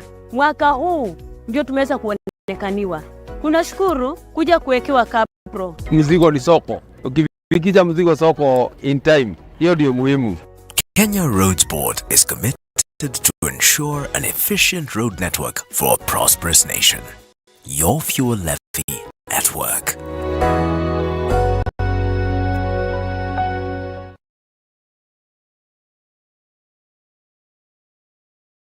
We love to share our culture and the one language that unites us all. One that helps us start the day and keeps us going. Brookside Dairy Best is part of every celebration and offers a warm welcome to every home. Cloudy conditions in Nairobi. Cloudy conditions in Nairobi this morning at 16, highs of 25 and lows of 16. It's 17 and cloudy in Nakuru with highs of 23 and we'll see highs of 25 in a cloudy Nyeri at 16. Eldoret is sunny at 18 with highs of 24 and looking into a cloudy, partly sunny Mombasa with highs of 31 and lows of 25. Malindi sunny at 29 with highs of 31 and lows of 25, while Kisumu is sunny at 22 with highs of 29 and lows of 19. It's 21 and partly sunny in Kakamega with highs of 28 and lows of 16. Looking into a cloudy Kampala after the rain, it's 22 degrees. And looking into Dar es Salaam, mostly cloudy at 26. Mogadishu is sunny at 28, while Addis Ababa is sunny at 13. Johannesburg is sunny at 8, while Lagos is mostly clear at 25. Kinshasa, cloudy at 22, going to highs of 31.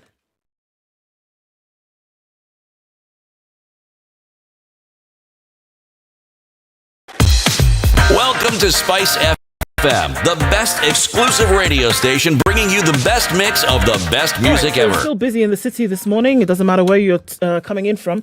That traffic that's coming on the Likoni interchange towards the 777 bypass looks like still be heavy for a while.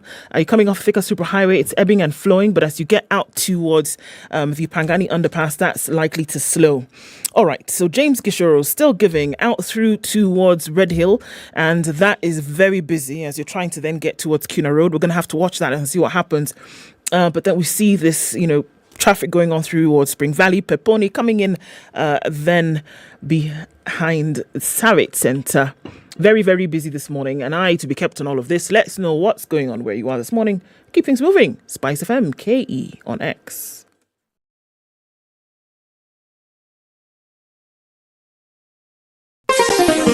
Chilled Spice.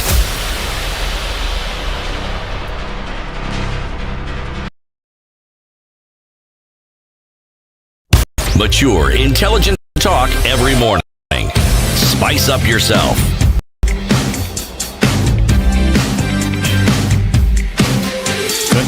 9, our conversation continues with Dr. Caroline Kerogo, the member of the Azimio Economic Council. Azimio solutions or proposed solutions to the high cost of living issue. One of them you've said is, number one, let's identify the problem. We have an income problem.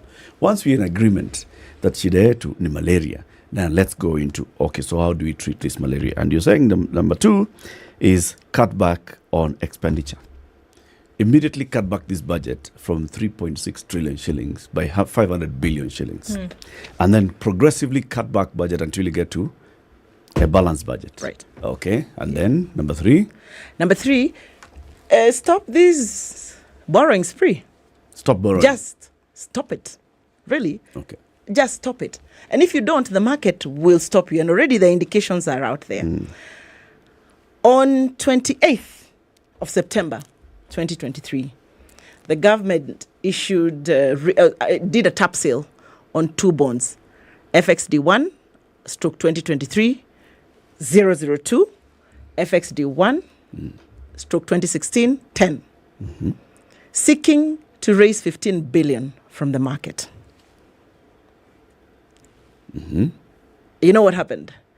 You know how much they raised? We're waiting for you to tell us. Good. They raised only 3.4 billion. Performance-wise, that is a 23% performance. Where? As if that is not enough. You know, this is a very gung-ho government. They went in the following month on 16th of October, reopened two bonds, FXD1, 2023, 002, and 005. Right? Wanting to raise 35 billion. You know how much they raised? Nope. 12 billion. What is the market telling you? The market is telling you, we don't trust you. We don't trust you. We are not entirely sure you'll pay us back this money. We are not sure where this government will be in the next 2 years, in the next 5 years. We cannot trust our money with you in the long term. But you know, that is the 2 year, and by the 2 year, 5 year bonds in the market are pretty short term. The shortest term are the bills. The 91-day, the 182, and 364-day treasury bills. You know what's happening there? They are 100% oversubscribed. So what is the market telling you? And at very high interest rates. That last week, I think the rates for the 91-day was about 17.112, and then for the 182 was about 17.13 thereabouts. And for the 364, about 17 points. So those are very high interest rates, right? But people are saying to you, and the market is saying to you, we can give you, Government of Kenya, our money, but let's do this thing of ours, this relationship, on a 90-day, 180-day. After that, it's a hustler fund kind of After that, you pay us, kwaheri, we do not know what is going to happen, you know? And it's very, very sad. And they say numbers don't lie. So soon enough, there will be nobody to lend to the government. Remember that this government had initially adopted a strategy of borrowing locally, saying that we will not be like our predecessor, we will not go to borrow abroad, we will borrow locally. So things are looking very hard. They have gone to even those countries like China, which they had said they would never borrow from. So the realities are hitting home real quick. So stop borrowing. But why are we borrowing? We are borrowing And yesterday, I like the narrative that the controller of budget gave. Tunafuliza ndio tuende kwa bar tukunywe pombe. The Kenyan government is on fuliza. And after you fuliza, it's not that you're fulizaing to pay school fees, to start a biashara. No, you're fulizaing to go on a spend thrift, you know, to piga sherehe, so to speak. You know, if you look at just how much money the government is spending on fuel, refurbishment of offices, you know, apart from the fact of proliferation of offices that are meaningless to Kenyans. I mean, so we are saying just stop this whole borrowing spree and come back home and think through the debt strategy. That's number 3. 70% of our debt, of our foreign debt, is dollar denominated. Now, I'll give you an example of Kenya Airways. Kenya Airways went and borrowed it must have been 79.5 billion. Kenya shillings. Shillings. No, in USD. Right? 75 billion. No. Converted in Kenya shillings, it's 79.5 billion. 79 billion worth of USD. Okay. Right? About a year ago. We paid 2.4 billion shillings.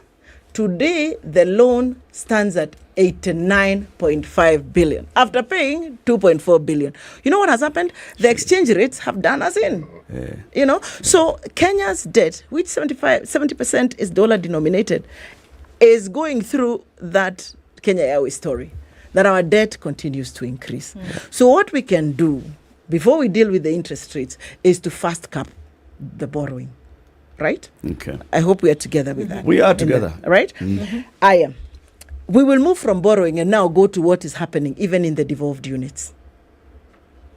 Currently, 727 billion pending bills. We have 727 billion pending bills. Never mind some of them, you know, I've been in the devolved units. I can tell you whenever governments are switching, whenever there's a transition, there are these bills that quickly come in to be paid by the next governor. And so therefore, especially legal fees, by the way, is one that really benefits from those transitions. And so we have to really find out how many of these spending bills are actually work that was done and delivered.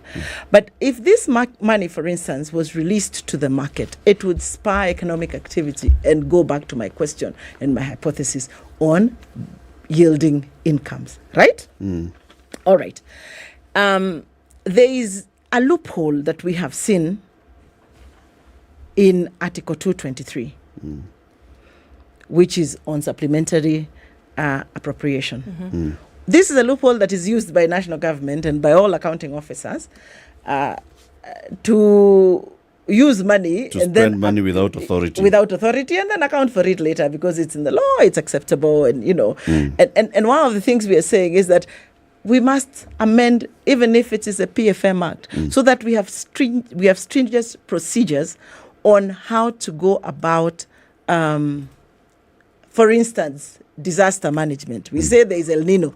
Money is put aside. Money has gone. Now we don't have El Nino. We don't have the money. Where do we go? Yes. And also, they're covered by the Constitution. Where do we go? You know? So we need, you know, the legislative action for that. For the pending bills, I know that we have the prompt payment bill that's been someplace in Parliament, just doing its round, and we are calling, you know, for quick enactment of that bill. Now, there is, over the years, we have seen poor choices and poor forecasts on, like I said, on revenues and on expenditure. That's got to come to an end.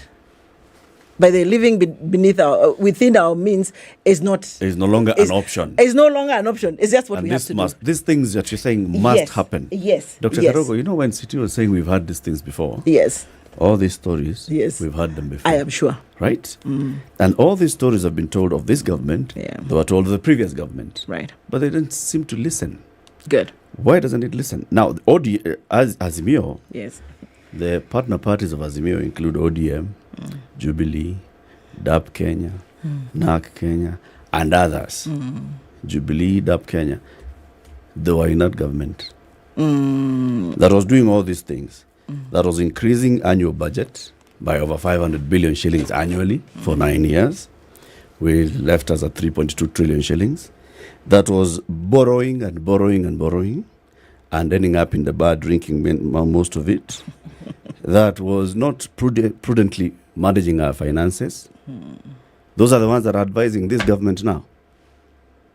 And we expect that they're going to have a commonality of purpose that will benefit us Kenyans. And considering that very many people in this current government who also happen to be in the majority party were also in Jubilee. Yes. That's what I wanted to correct. Birds of the same. My friend Latiff. There are people. If there is a proportion of this country that has never been in government, it is that sits in Azimio. Azimio has more parties that have not been in government than Kenya Kwanza. Kenya Kwanza are very smart people. All they did is switch positions quickly and hoodwink Kenyans into the next election.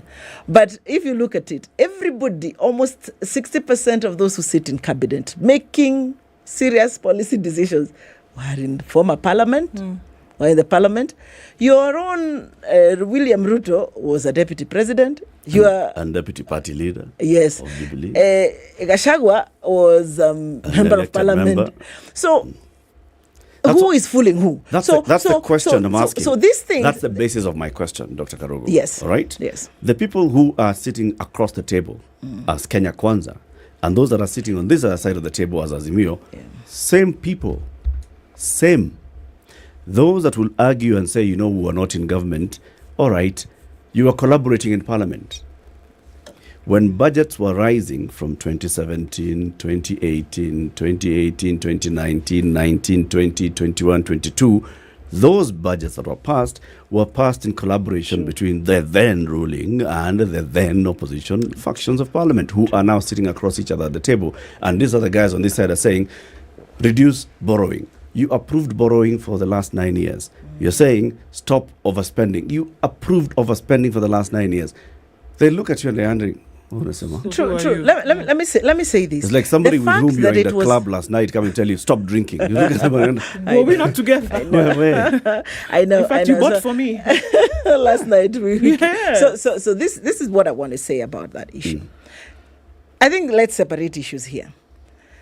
If we now go into personalities, and this country will go to the dogs, because we will start pointing fingers. But me, I was not there. But then this one was there. I mean, I don't think that is where we should go as a country. Is to establish that we have a problem, and that problem is not because of anyone in particular. It is a problem that has built up over time. So do we sit and start saying it was this? No, it was this. As Azimio, we are saying, these people had a chance to reverse what they thought the other government was not doing right. In fact, they campaigned on the ticket of reversal of those bad decisions. And Kenyans elected them on reversal of those bad decisions, those so-called bad decisions. But what have they done? They have continued with those bad decisions that they were campaigning. So we have found ourselves where we are. How do we get out of the hole? Do we get out of the hole from taking the stance which, for instance, in this national dialogue talks Kenya Kwanza had taken, that listen, we are the ones in charge. You wait for your turn to be in charge. We are in charge. We have a strategy on this issue of cost of living. Let us take Kenyans on this dwindling path and leave us alone. And Azimio stood up and said, which Kenyans? Because Azimio then will need our own country where our people will not be taken through this dwindling path that you want to take your people to. So we had that standoff. And they got to a point that they said, okay.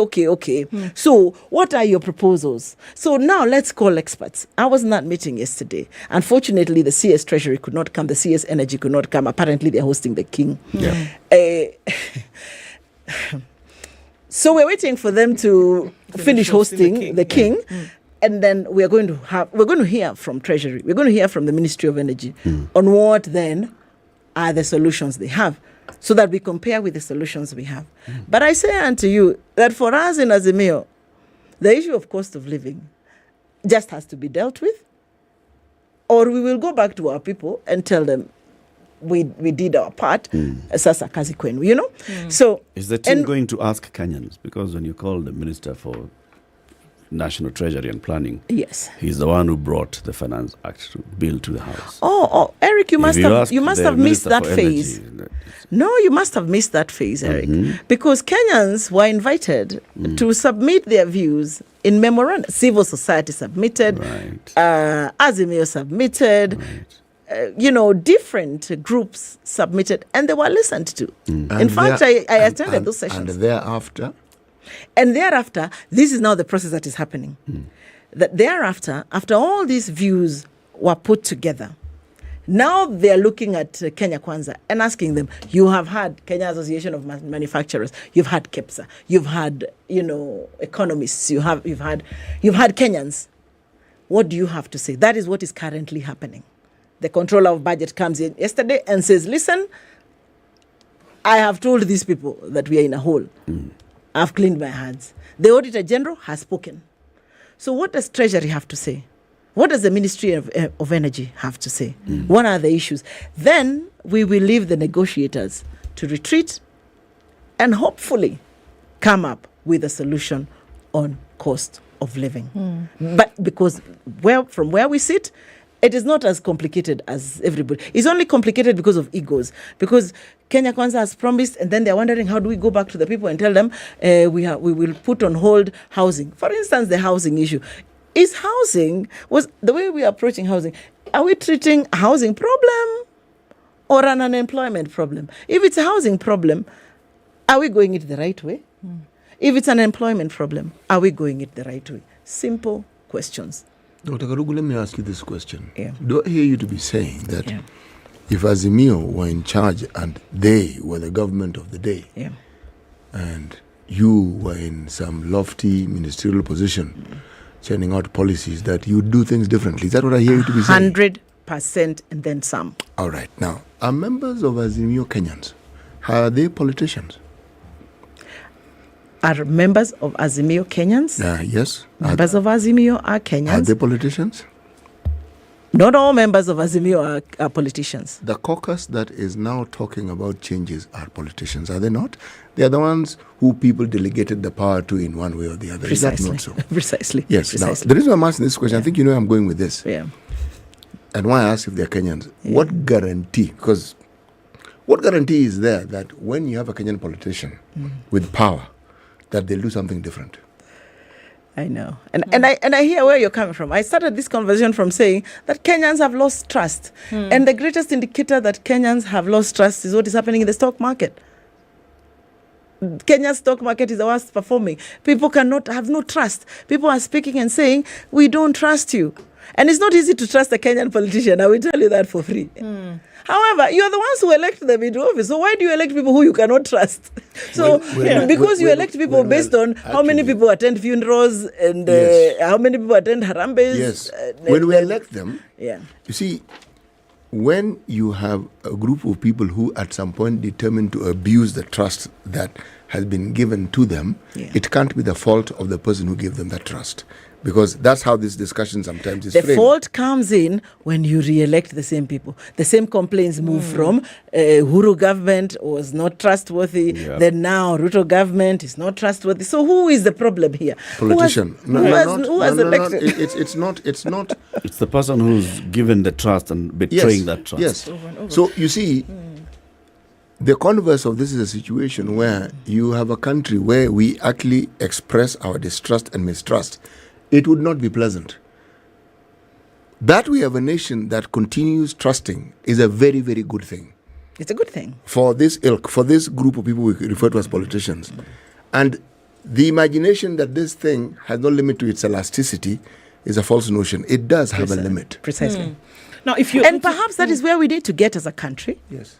Where we say, enough is enough. Enough is enough. And can that enough is enough then be bolstered by two quote-unquote warring sides? I say quote-unquote deliberately because one could argue that it's not really a war, right? To say, look, guys, this is where we are and this is the cry of Kenyans, because I'm always thinking about the Kenyan who continues to suffer through this thing. Is there consensus on both sides that actually this is something that we really need to come together on and say, let us fix it? Because if there isn't, it would appear that it would be an exercise in futility. I can't speak about all issues, but I can speak about the issues that are, for instance, in Bomas. And you have had some that they have agreed upon. And you have had some that they are still deliberating, like cost of living, which Kenya Kwanza had said, it is our business. You have no business even giving us ideas. We are the ones in power. Wait for your turn. And we pushed back. So I cannot give a blanket statement if there is goodwill. And in any case, I am not here to hold fort for any politician to speak about how genuine they are. I don't think I can really say that about politicians generally as a blanket, you know. So Muga is giggling because I can't purport to say, you know. Can't speak for someone else. I can't speak for anybody else. I can only speak about the agendas that are on the table. To say, so far, there has been sufficient goodwill to canvass the issues. And where there has not been goodwill, we are pushing back. And to assure Kenyans that at such a point that Azimio feels that the issue of cost of living is not addressed in a way that is beneficial to Mwananchi, who went to the streets, who was killed, then we will not be shy of walking out and saying, let this dialogue collapse. And that I say because I know that I have also consulted with the principals and they are of the same thinking. You know, Dr. Karugu, we have a watershed moment here. I had rather hoped that you'd be able to speak for other politicians, because then you would give a vote of confidence and you tell us that you actually trust them. That you don't. Where does it leave the rest of us? No. You know, I am a Kenyan. Where are we, really? Muga, I am a Kenyan just like you. I have walked through the journey of being a Kenyan just like you have. I have been lied to. And you know, women are very trusting. In fact, the people who are hurting most in this country now, if I was going to speak as a chair of Women's League, is women. Because women are very trusting. And we are lied to very often. And that is why campaigns are done based... I mean, the major campaigners, if you want to be a good politician, are women. Even though you go out and say 50%... Listen to the promises of a naked man. Yes. 50% of our cabinet will be women, 50% will be men. You don't accomplish it. Women still give you that benefit of doubt. So as a woman, I want to say, of course I have been hurt. Of course I have trusted politicians and they have failed me. And I am no different from other Kenyans. And I feel their pain of the trust, this trust. Dr. Karugu, you're different. You're not like all other Kenyans. You have a voice, you have a position, yes, and you also have had trust placed in you. It's very, very different. And you have had the opportunity to actually represent that trust. Absolutely. Yes. Absolutely. I would not argue with that one bit. But where I was trusted to accomplish tasks, I accomplished those tasks with everything I had, even without a salary. I'm sure you know that. I still went on and I did not go to court. But then were you paid? I was paid, yes, I was paid. Praise the Lord. I was paid. I can buy you lunch. Finally, the court ordered that I get paid. So those people who send me a message, kamushahara kamefika, they need to know that yes, indeed, the court did order and I was paid, and you know, so that is fine. So if we go back to the real issues of, you know, imagine our time is up. Dr. Karogo, we need to invite you again. I think I need to come again. Yes. All right. Yes. Before this dialogue is completed, yes, come back and let's actually hear, because the issue that is being canvassed now is the cost of living. Yes. And it's the issue that affects everybody. Right. Let's talk about it again. Okay. Okay? Fair it's enough. An open invitation, and you've said yes to it. Yes, we will find another day. Thank you. Dr. Caroline Karugu is a member of the Azimio Economic Council. She is also the chair of the Azimio Women's League. She's been our guest this morning, talking about the cost of living. Where is the solution? What do we need to do as a country? What does the Kenya Kwanza government need to do? What do members of parliament from all political sides need to do? Good morning, 9 a.m.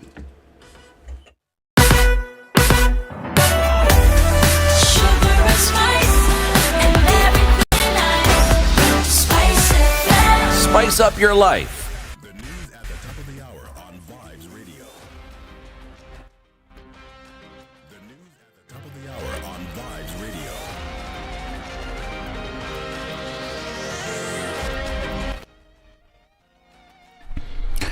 Good morning, this is News. I'm Dennis Aseto. The United Democratic Alliance Party backed key Kenya Africa National Union KANU party officials in Kisumu County as the ruling party puts its foot forward to consolidate its support base in the Nyanza region. A leading UDA party luminary in Kisumu Central Sub-County, James Oyolo, welcomed the defectors into the party. Oyolo, who is keen to clinch the Kisumu County UDA party chairperson position in the looming party grassroots elections in December, said the defectors held key party positions at the ward level in the county. Murang'a County Governor Irungu Kang'ata has signed a memorandum of understanding with the National Health Insurance Fund to roll out a 240 million shilling scheme which will enable members who are registered under the Kang'ata Care Cover access medical services in any NHIF accredited facility within the country. According to Governor Kang'ata, beneficiaries of the program have been accessing better medical services as compared to ordinary NHIF cover. He said the expanded health scheme will benefit households who are registered in a county government program which is spearheaded by the community, urging other counties to replicate similar programs in their regions to enable vulnerable families access free medical care. NHIF Chief Executive Officer Elijah Washira said the medical scheme is geared towards rolling out universal health coverage in alignment with the bottom-up economic transformation agenda. A police officer in Kericho East Sub-County, Kericho County, is reported to have assaulted his colleague after inviting him to their station over a technical fault on printing machines. In a police report, Gideon Kimngetich called Caleb Manani to the station to give an explanation on why he thought Kimngetich was the one using the station's competent printer before they developed a technical fault. It is also reported that the station printer worth 30,000 shillings was also destroyed. Manani was rushed to Kericho Referral Hospital where he was treated and discharged in stable condition. The chief of Miambani location in Kitui County is nursing arrow injuries after he was attacked by a man whose homestead he raided over allegations of peddling marijuana, commonly known as bang. Mutoka Kilonzo went to Simon Ziu's homestead accompanied by an area assistant chief after receiving a tip from residents that Nziu had been selling drugs to youth in Kayongo area.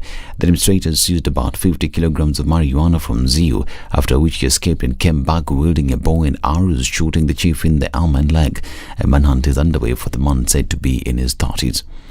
And on a sudden note, a mason died after falling from the 16th floor of a building under construction in Kileleshwa, Nairobi. David Kariuki was among workers at the site along Othaya Road when he slid and fell off, landing on his head, according to witnesses. He was fixing blocks when he fell off.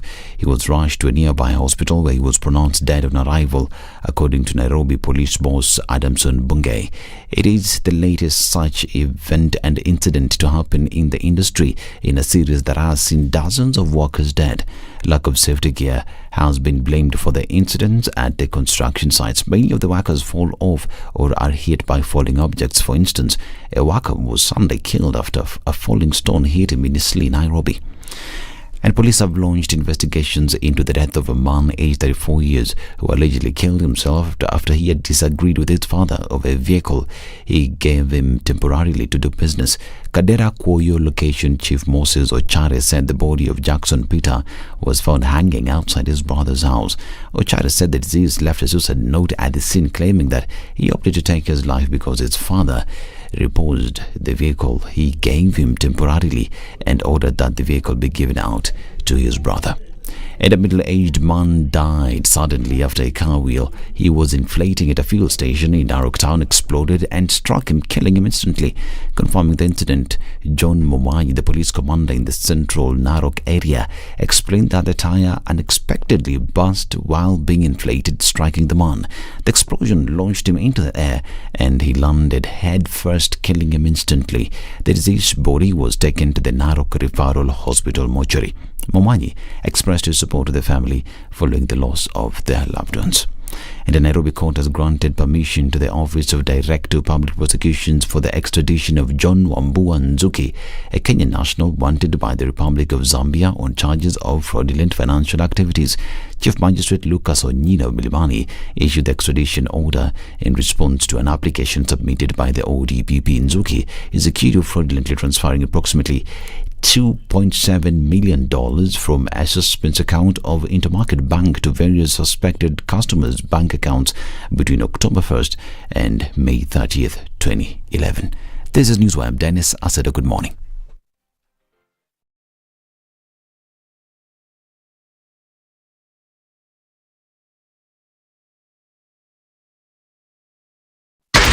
.4 Spice FM, Nairobi. All right, so it's a few minutes after 9 o'clock and we're looking at a little bit of traffic here and there in the city. It's still heavy on the Thika Superhighway as you're coming in through Survey and then through towards Pangani. Kiambu Road, still some traffic just beyond the DCI headquarters. Is heading out into the city. James Gishero, absolute mess. It's creeping slowly, crossing over Wayaki Way and then out towards Kuna Road. It's not affecting what is happening in Spring Valley, not today at least. So we're going to keep an eye here. Coming in on United Nations Avenue, construction continues there. So it's slowing down as you get to Teachers Training College Junction. But apart from that, I think we can handle it in other areas, right? Right. Let's keep things moving this morning and let's talk on Spice FM, KE on X.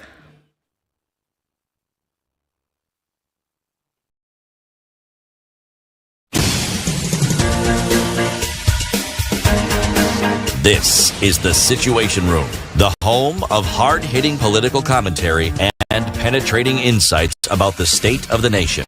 This is a talk radio experience like no other. The Situation Room, a place for hard truths, debates, and elevated conversations. The Situation Room, witty, political, engaging, deep, controversial. In the room, we have C.T. Muga, researcher, academic, seasoned political observer, a fountain of wisdom in these politically uncertain times. Ndu Okoh, Nigerian by birth, Kenyan by choice, communications expert, Pan-Africanist, a truth seeker and believer in people power, and Eric Latiff, agent provocateur, the man in the chair, seasoned journalist, news hound, a man who believes in punching up, not down. 7 minutes after 9. This on to is the situation room this morning, and thank you very much for keeping it locked on Spice FM, on our streams on YouTube and Facebook.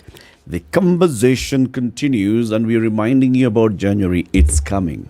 If you're not ready, be ready, because it's coming. It is, and it's coming quickly, hurtling at you as the year comes to an end. You're going to be looking for school fees come January, because there's no other term this year, is it? And as you go to school in January, I know one of the things that we're going to need is school fees. So Kiwi says, how about you step up and shine in all ways for your shoes, as well as making sure you stay in school, right? Yep. All you need to do, visit any supermarket and look for the participating Kiwi tin with a fabulous new design. You're going to pop the lid, and under the lid you'll find a code. You'll then dial *459 *5#. I'll say that again, *459 *5#. You're going to input the code, and immediately 3 things happen, or could happen. You win airtime, you win data, or you enter the draw automatically. Right? It's an immediate entry into the draw. You get the chance to win 35,000 shillings. There are going to be a number of winners between now and then, and you have an opportunity to stay in school. Wow. Kiwi is your trusted partner to protect, shine, and waterproof. There will be weekly winners of 35,000 bob. Yes, please. Every week. Yes, please. 35,000. Yes, please. Wow. This is the way to go. Kiwi, protect, shine, and waterproof your shoes. That waterproof part comes in handy as well. It's raining. Yeah, it's the rainy season. The Kenya Roads Board. Do you know the Kenya Roads Board? Have you heard of the Kenya Roads Board? Well, if you haven't, the Kenya Road Board is responsible for overseeing and maintaining the road network across the country. How do they do this, you may ask? Let me tell you, for every litre of fuel that you put in your vehicle, 18 shillings goes to the Kenya Roads Board, who in turn distribute the funds to the various road agencies. This is called the fuel levy. All right? The road maintenance levy. The Kenya National Highways Authority is one of those agencies. The other agency, the Kenya Urban Roads Authority. And the other agency is the Kenya Rural Roads Authority, KERA, and the Kenya Wildlife Service, KWS. All these are tasked with maintaining different roads around the country. So next time you go and put fuel on your vehicle, please remember that you're also contributing to maintaining the roads that you will be driving on. Kenya Roads Board, your fuel levy at work. Let's have a diaspora conversation now, and we really appreciate the fact that we have very many people, Kenyans and non-Kenyans, who listen to us from outside the country. The Kenyans who live and work outside the country, they contribute a lot, and also they're very, very important in the conversations that we have all the time. Professor Serone Cheson is a professor of food biotechnology. He lives and works in Germany. Eli Likuyani is the founder of Mizani 254, and he lives and works in Belgium. They're joining us now via video link. Good morning to you, gentlemen. Good morning, Eric. How are you? Very well, thank you. Prof, good morning. Good morning, Eric. How are you doing? Very well. Good morning, all of you Kenyans. Good morning. Good morning. Kenyan City, how are you? Kenyan City yako sawa? Very good. Now, Kenyan City will welcome the guests with the day's proverb, the African proverb from the Republic of Burundi. All right. Eli Likuyani, please say the capital city of Burundi. What's it called? Oh, Lord, that is... You just got me off of that because the capital was changed the other day. We've been talking about Bujumbura, but that's not it. Can I pass on that? Prof? I was always a student of anything other than geography, so I pressed the yellow pass. Okay, Mwalimu City. Well, you are right when you say Bujumbura. That's the economic capital. The political capital is called Gitega. Correct, Nitega. Yes, that's the political, economic is sacrifice Bujumbura. myself on that. Yes. Be fearless, Eli. Be fearless. All right, the proverb. A night without roosters still ends. A night without roosters still ends. Prof, what's your interpretation of this proverb? Your audio is slightly on the lower side. I didn't quite get the question. A night without roosters still ends. Okay. You know, the last time I did riddles was over 50 years ago. I'd say it's a peaceful night, but other than, instead of sounding stupid, I'll just beep, press on. Eli? Well, a night without roosters still ends. I'm reminded of children who make noise through the night. And by the time morning comes, you are like, whew, finally, it is done. But anyway, into perspective, I think where we are at as a country, I am of the feeling that there's too much noise about what is not working and what is working. And we are waiting. When are we going back to the ballot? Because you're already putting it into motion. So yes, finally, we hope to kick out some people from the governance. Thank you. Why? Why, Eli? Why are you so done and fed up so soon? If you allow me, Eric, and thank you again for inviting us to have this conversation from the diaspora perspective. I am a heavy investor in this government, or rather the government of the day. And why would I say that? I live and work in Belgium. And the last time they were trying to recruit people to go and vote, this was being done in a country called Germany, where Prof lives, but the city is Berlin. It took me 7.5 hours to drive to Berlin. It took me 3 nights and 3 days of unpaid leave. And on top of that, all we are seeing today is a government that literally leads not only from the top of the hill, but they're actually living and residing at JKIA. Today, as we speak, Kenyans are living on beyond poverty lines. The promises made to the diaspora, which included giving them favorable investment conditions, are not attractive. The state of the economy is questionable. And the government of the day seems to be unaware of what it's leading, and even if they had a plan in the first place. So indeed, I am so done with this government system of the day, and I can't wait to tell them adios. It's been real. Wow. Prof, what's your sentiment? I mean, all right. Mine is different, and you see that's why I'm laughing. Right. It's because on election day, although the polling station in this part of Europe is in Germany, I was with family on holiday in Aarhus in Denmark. Partly because my name was missing from the IBC register, both in Nairobi and here in Berlin.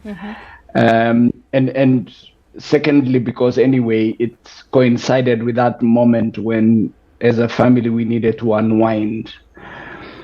Now, that doesn't mean I didn't invest. And you know, with all honesty, I did invest in this election a lot, in the last one. I was in a coalition which is different from the ruling coalition. I invested, I donated money, I made pitches on video and, you know, online. And when the election results were announced, I basically said, you know what, I move on, you know, and allow the guys who won to lead, you know, to lead us according to their plan. But then I am at the moment where I sit here and I think, deja vu. Why? Deja vu because I know I'm one of the guys who elected a wrong leader somewhere by not voting. And that is something that I would like to consciously, you know, bring to Kenyans, because it doesn't matter what you do. You either go to vote for the right guy or you stay away and vote for the wrong guy. And I think there is an emerging pattern in this country or in that country, where we elect not leaders, but we elect objects of complaint, right? It's like we have a hype before the election. We are so psyched up, so energized, absolutely unreasonable. And then after the election, we are like, what kind of person did we elect? We left the reasonable guy who was telling us what he would do and how he would do it. And we elected a storyteller who was telling us what was wrong with the other guy without telling us what he or she was going to do. And we are so obsessed with hearing the negatives of the other person, to an extent that we do not spend time to interrogate the other person who wants to come in and ask, you've told us you're going to put the country under 10,000 kilometers of tarmac. How are you going to finance that? Are you going to sell your father's cows to finance it? How are you going to finance all these things that you've done? And I'm not going to apportion any blame to anybody, but I think as a country, as we mature democratically, we also need to tone down our emotional attachment to politicians and sort of a helpless attractiveness towards hype and almost religious hypnotism, if you like. So sorry. That's understandable. Look, I think some of the things as we look at, of course, the numbers have been thrown out at us over the last few years in terms of what the diaspora community then does actually contribute towards the Kenyan economy. And Eli, just as I hear your frustration and you talk about being an investor in the economy, what are some of the things that you're seeing from where you sit that are now making it very, very difficult for you to have faith in the government of the day? You know, dude, and thank you for asking that question. To start us off, I would like to point a few issues, and I always want to look at it from the most recent occurrences. Recently, we had the deputy president trooping Europe, and he was here in Brussels and proceeded on to go to Berlin. But in his troop, rather Munich, in his troop, as he was doing that, he stopped over in Brussels, and I had a question for him. I questioned the DP and asked him, Mr. Deputy President, as you have seen the climate at home politically, it's quite warm. And that goes without saying, congratulations for doing that. But secondly, what have you done or what are you doing to ensure that diaspora and investors at large can actually have faith that things are working and we can finally start investing home? The answer that the Deputy President gave me was, you know what? The easiest and most secure way to invest in Kenya is through government bonds and T-bills. And that's what made headlines. Now, looking at an individual at his capacity who cannot answer a simple question as to what is being done right to actually attain that economic freedom that every Kenyan and every diaspora member is looking for, and is unable to answer that question, frustrates me. Number two, most diaspora people that you are speaking to today, including Serone here, they are investors in different capacities, including those houses that were being demolished in Mavoko. If you go and comb through, you realize that most of this property actually owned by Kenyans living in diaspora. This is a Kenyan that has worked hard, tried to push back some money and invest into the local economy. But then we have unpredictable economic market whereby you are not even aware if tomorrow, if you bring up a project, it's going to get demolished. The process through which you have to go through to do what we have now called due diligence, it's horrendous. You cannot, it's not even trustable. Man A tells you this, man B tells you that. I mean, I look forward to a day that you can do everything on your phone without necessarily walking to Mukubwa ABCD. Why have we not, and I ask this question with a lot of passion, why have we not taken advantage of the so-called technology growth in our country and the digitalization of services to ensure that diasporas do not need to be conned not only by their relatives, but the governments of the day, including county governments?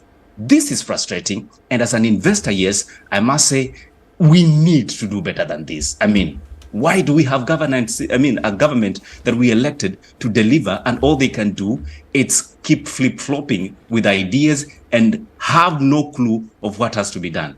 Eli, that is my frustration, do. Eli, when and I can hear the frustration, what do you see as the route to the solution? Is the route to the solution engaging? Do you have avenues to engage? Do you have avenues to advocate those issues that you're raising? What is your route to the solution? We have a couple of solutions that we have been, trying to come around with. And one thing, just before I can quickly digest that, Eric, we as diaspora keep discussing about how we can better our country. Look at a country such as Ethiopia. It's been hailed by how diasporas contributed their own money to build the dams, and they did an amazing job. If you come to Kenya, anytime we talk about remittances, it is thrown to our relatives, and that goes without saying. So if we were to look at these things objectively, I will suggest something that Serone will actually talk about later on. There is a program being run by the Kenyan diasporas called We Do. And this program is in association with GIZ. And I'm not here marketing them. I'm just saying the practical things that are being done. You see an investor, that is Eli, here in Brussels, will partner up with Ndu, who is in Nairobi. Ndu wants to put up a business that it's, let's say, 50,000 Kenyan shillings. But she cannot raise the 50,000 Kenyan shillings. What do? As a diaspora person, I remit 25,000 shillings to Ndu. Ndu marks up the amount with another 25,000 Kenyan shillings. She actually goes ahead, purchases what needs to be purchased. Kama ni zile smoky that you people are throwing in the streets, you do that. You prove that you have actually purchased and you are selling at every stage of doing this business. You actually uploading through the simple existing mechanism, such as M-Pesa, that is widely consumed as a mobile banking, solution. And as you do that, you upload these receipts of payment to a platform. Every time your receipts check out, and until your project comes to maturity, and we say, okay, now you have spent your 50,000. What does We do? We do adds you another 50,000 Kenyan shillings to that which you put. So in a nutshell, you have received 100,000 Kenyan shillings to pull up the economy. This is what diaspora has to be doing, and not what we have had. And I think I'm going to talk about the taxation issue later on, but for now, these are some of the solutions we're proposing. We are tired of being told diaspora is giving us 4.3 billion annually of US dollars, and this is how we're going to solve our Eurobond problems. Hello, Mr. President and Deputy President. You are not going to solve your problems by putting your hands out to borrow. You need to invest our money, and investing our money does not include you as a local leader sending out your money to overseas accounts that, in the Caymans Island of this world, and then you are demanding diaspora to double up the amount by remitting back to the country. This is not a practical way of doing business, and that's the dumbest way to run an economy. Let's take a break on that note. Professor Serena Cheson, Professor of Food Biotechnology, is in Germany, and Eli Likuyani is the founder of Mizani 254. He's in Belgium. We're having a diaspora conversation. What's the diaspora feeling and thinking about as they're in the country? We call this break, we call it the Brookside Dairy Best Chai Coily break. City. Yes, we did. Only in Kenya where you're told any time is tea time. Meaning, whether it is early in the morning, whether it is lunchtime, whether it's in the afternoon, whether it's in the evening, whether it's at night, you will drink tea. But if you must drink tea, and you should drink tea, surely, should the tea not be rich and creamy? How? Well, it's milk. But all milk? Yes, maybe, but Dairy Best guarantees that tea will be rich and creamy. And then, you as a Kenyan will say, hii chai ni chai kweli. Bas. We'll be back shortly and continuing the conversation. Good morning, 27 minutes after 9.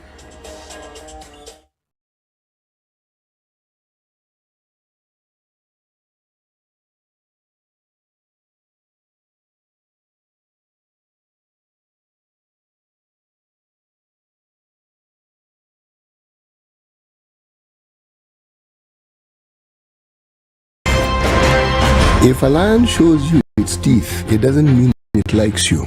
It doesn't mean it likes you. It won't start.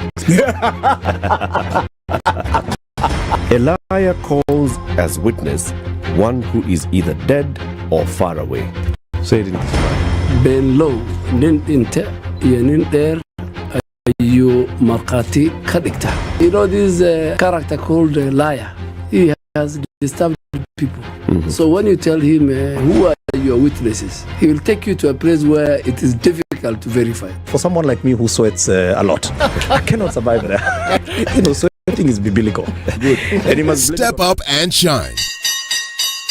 It's that time of the year to win big with Kiwi. Stand a chance to win school fees worth 35,000 Kenya shillings weekly and instant airtime or data. Here is what you simply need to do. Visit your nearest store, buy any participating Kiwi tin with a fabulous new design nationwide. Dial *459*5#, enter the unique code you'll find under the lid, and you could be the next winner. Kiwi, your trusted partner to protect, shine, and waterproof your shoes. Terms and conditions apply.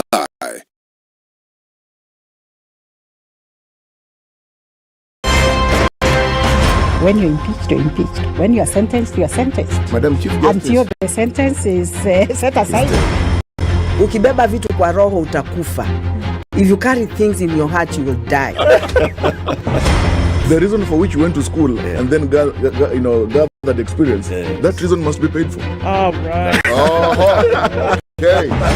This level. Shape up or ship out. Levels don't change. No. Since I'm not shipping out. You know my business partner here. Shipping out. Are we talking about the ship in the bathtub? Or the ship man? Emmanuel Talabu used to tell us a story of they were in school and they've been told to write composition about a ship. His classmate raises a hand. Teacher, are you talking about the ship or ship goat?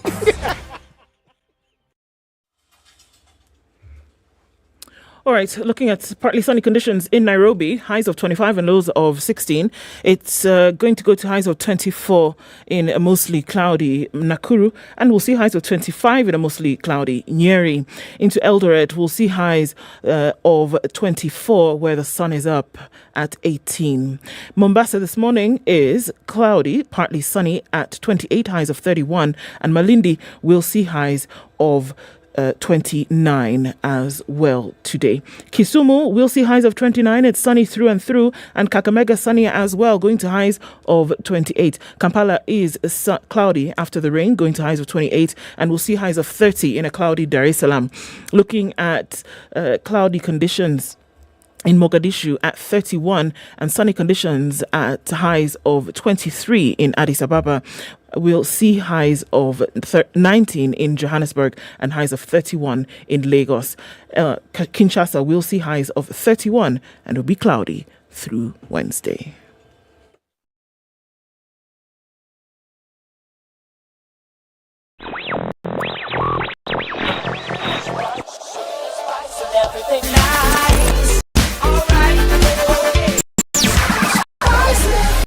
Spice up your life. All right, doing a lot better in terms of traffic this morning. We're looking at just a little bit of it flowing through the Thika Superhighway.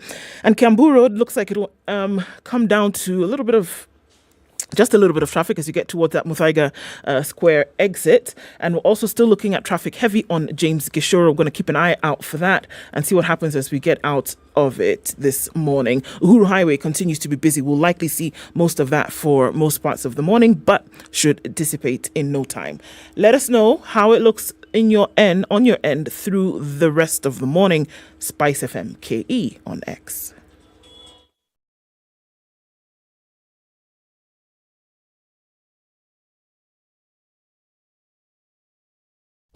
Mature, intelligent talk every morning. Spice up yourself.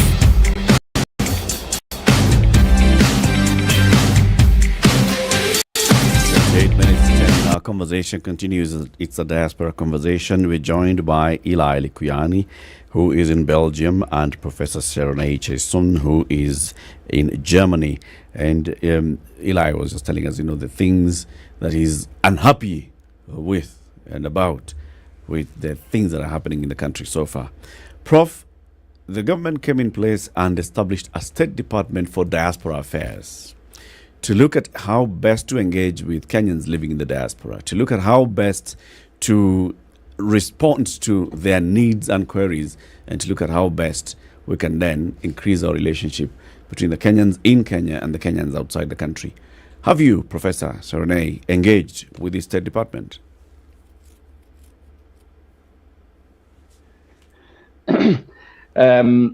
Thanks a lot, Eric. I mean, I don't know whether you guys can hear me well, but yes, we can. We can. Yeah, I'd like to unwind a little on what Eli was saying before I briefly dive into what you just asked. So, I share in Eli's frustration, and why I share in Eli's frustration is because everybody in Kenya sort of dreams of a moment, a period in life where a member of the family emigrates abroad, either to study or to work. And obviously that is usually followed by a long shopping list, of, I need a house, I need a home, you left your cousin, she was in school, you need to pay fees, etc., etc. If the economy is not doing well, there is a ripple effect which touches on us here. When I look at my remittances, and I'm not going to give you the numbers, we are doing numbers that are basically going to family directly or dependents that are not necessarily family, or people that just appeal to you, especially me, because I have a public presence, that come to me directly and say, hey, we really need your help. Here is a dire need. We know you love education and you're committed to ensuring that everybody, gets this magic which transformed your family. And therefore, when I look at what I did 5 years ago, if I sent out €1, I would be exchanging it at 100 shillings. Today, I am doing, which is good on my side and bad for the Kenyan, right? I only need to send 62 euros to get the equivalent of what I was sending 100 euros 5 years ago. In other words, the shilling has lost about 40% of its value. It's good for me as a diasporan, that's what I'm saying, because if I wanted to buy a piece of land today, I would only pay about 60% of what I would pay in euros 5 years ago. The reality is that money has lost more value because of depreciation, because the governments, successive governments, and including the guys in power today, have deliberately destroyed the economy and converted Kenya from a producer economy to a supermarket economy. And this is something that really irritates a lot of us. When we think about the fact that imported eggs from Israel and South Africa are cheaper than the ones that you produce in Nandi Hills or in Kericho or in Kisumu or in Kiambu, nobody can explain that, you know. So, Eli, you and I share these, and you know, we keep talking about the fact that the government thinks, well, you send in a lot of dollars or euros or whatever currency that you do because we need that money. The problem is the same government is ruining the economy to an extent that the increase of people who depend on me today has gone from 12 to 20. I mean, practically, I am feeding 20 people directly today. And some of them are people who are helpless. Others are people who have, you know, college degrees, masters. I mean, I educated a nephew at Strathmore. 1.5 million shillings later, he has no job. He's basically a disco jockey somewhere in Nairobi. And these are guys who are told, you vote for us, we are the hustler government, we know you. You know, there is this bullshit talk of we are a shareholder government. Sorry, guys. I know I'm on air. You know, there is this nonsense of we are a shareholder government. You expect somebody to say, okay, we are not going to just, you know, run around there getting everybody. But here are people who have papers and they deserve to get employment. And then you're asking me about the diaspora desk. I mean, good riddance, Mutua. I was among the first people to be blocked by Mutua on Twitter. Okay. And that was basically the end of it. I mean, he had a desk. He was the minister for international relations. I couldn't access him, you know. I mean, there is a lady who is doing a fantastic job of creating awareness. Yes. I forgot her name. She's doing a really nice job. Rosalind Njogu. Yes, Rosalind Njogu is doing a very nice job, you know, creating awareness, linking out here to us. But I think at the top there was a sort of a numbness, if you like, right? And lack of creativity.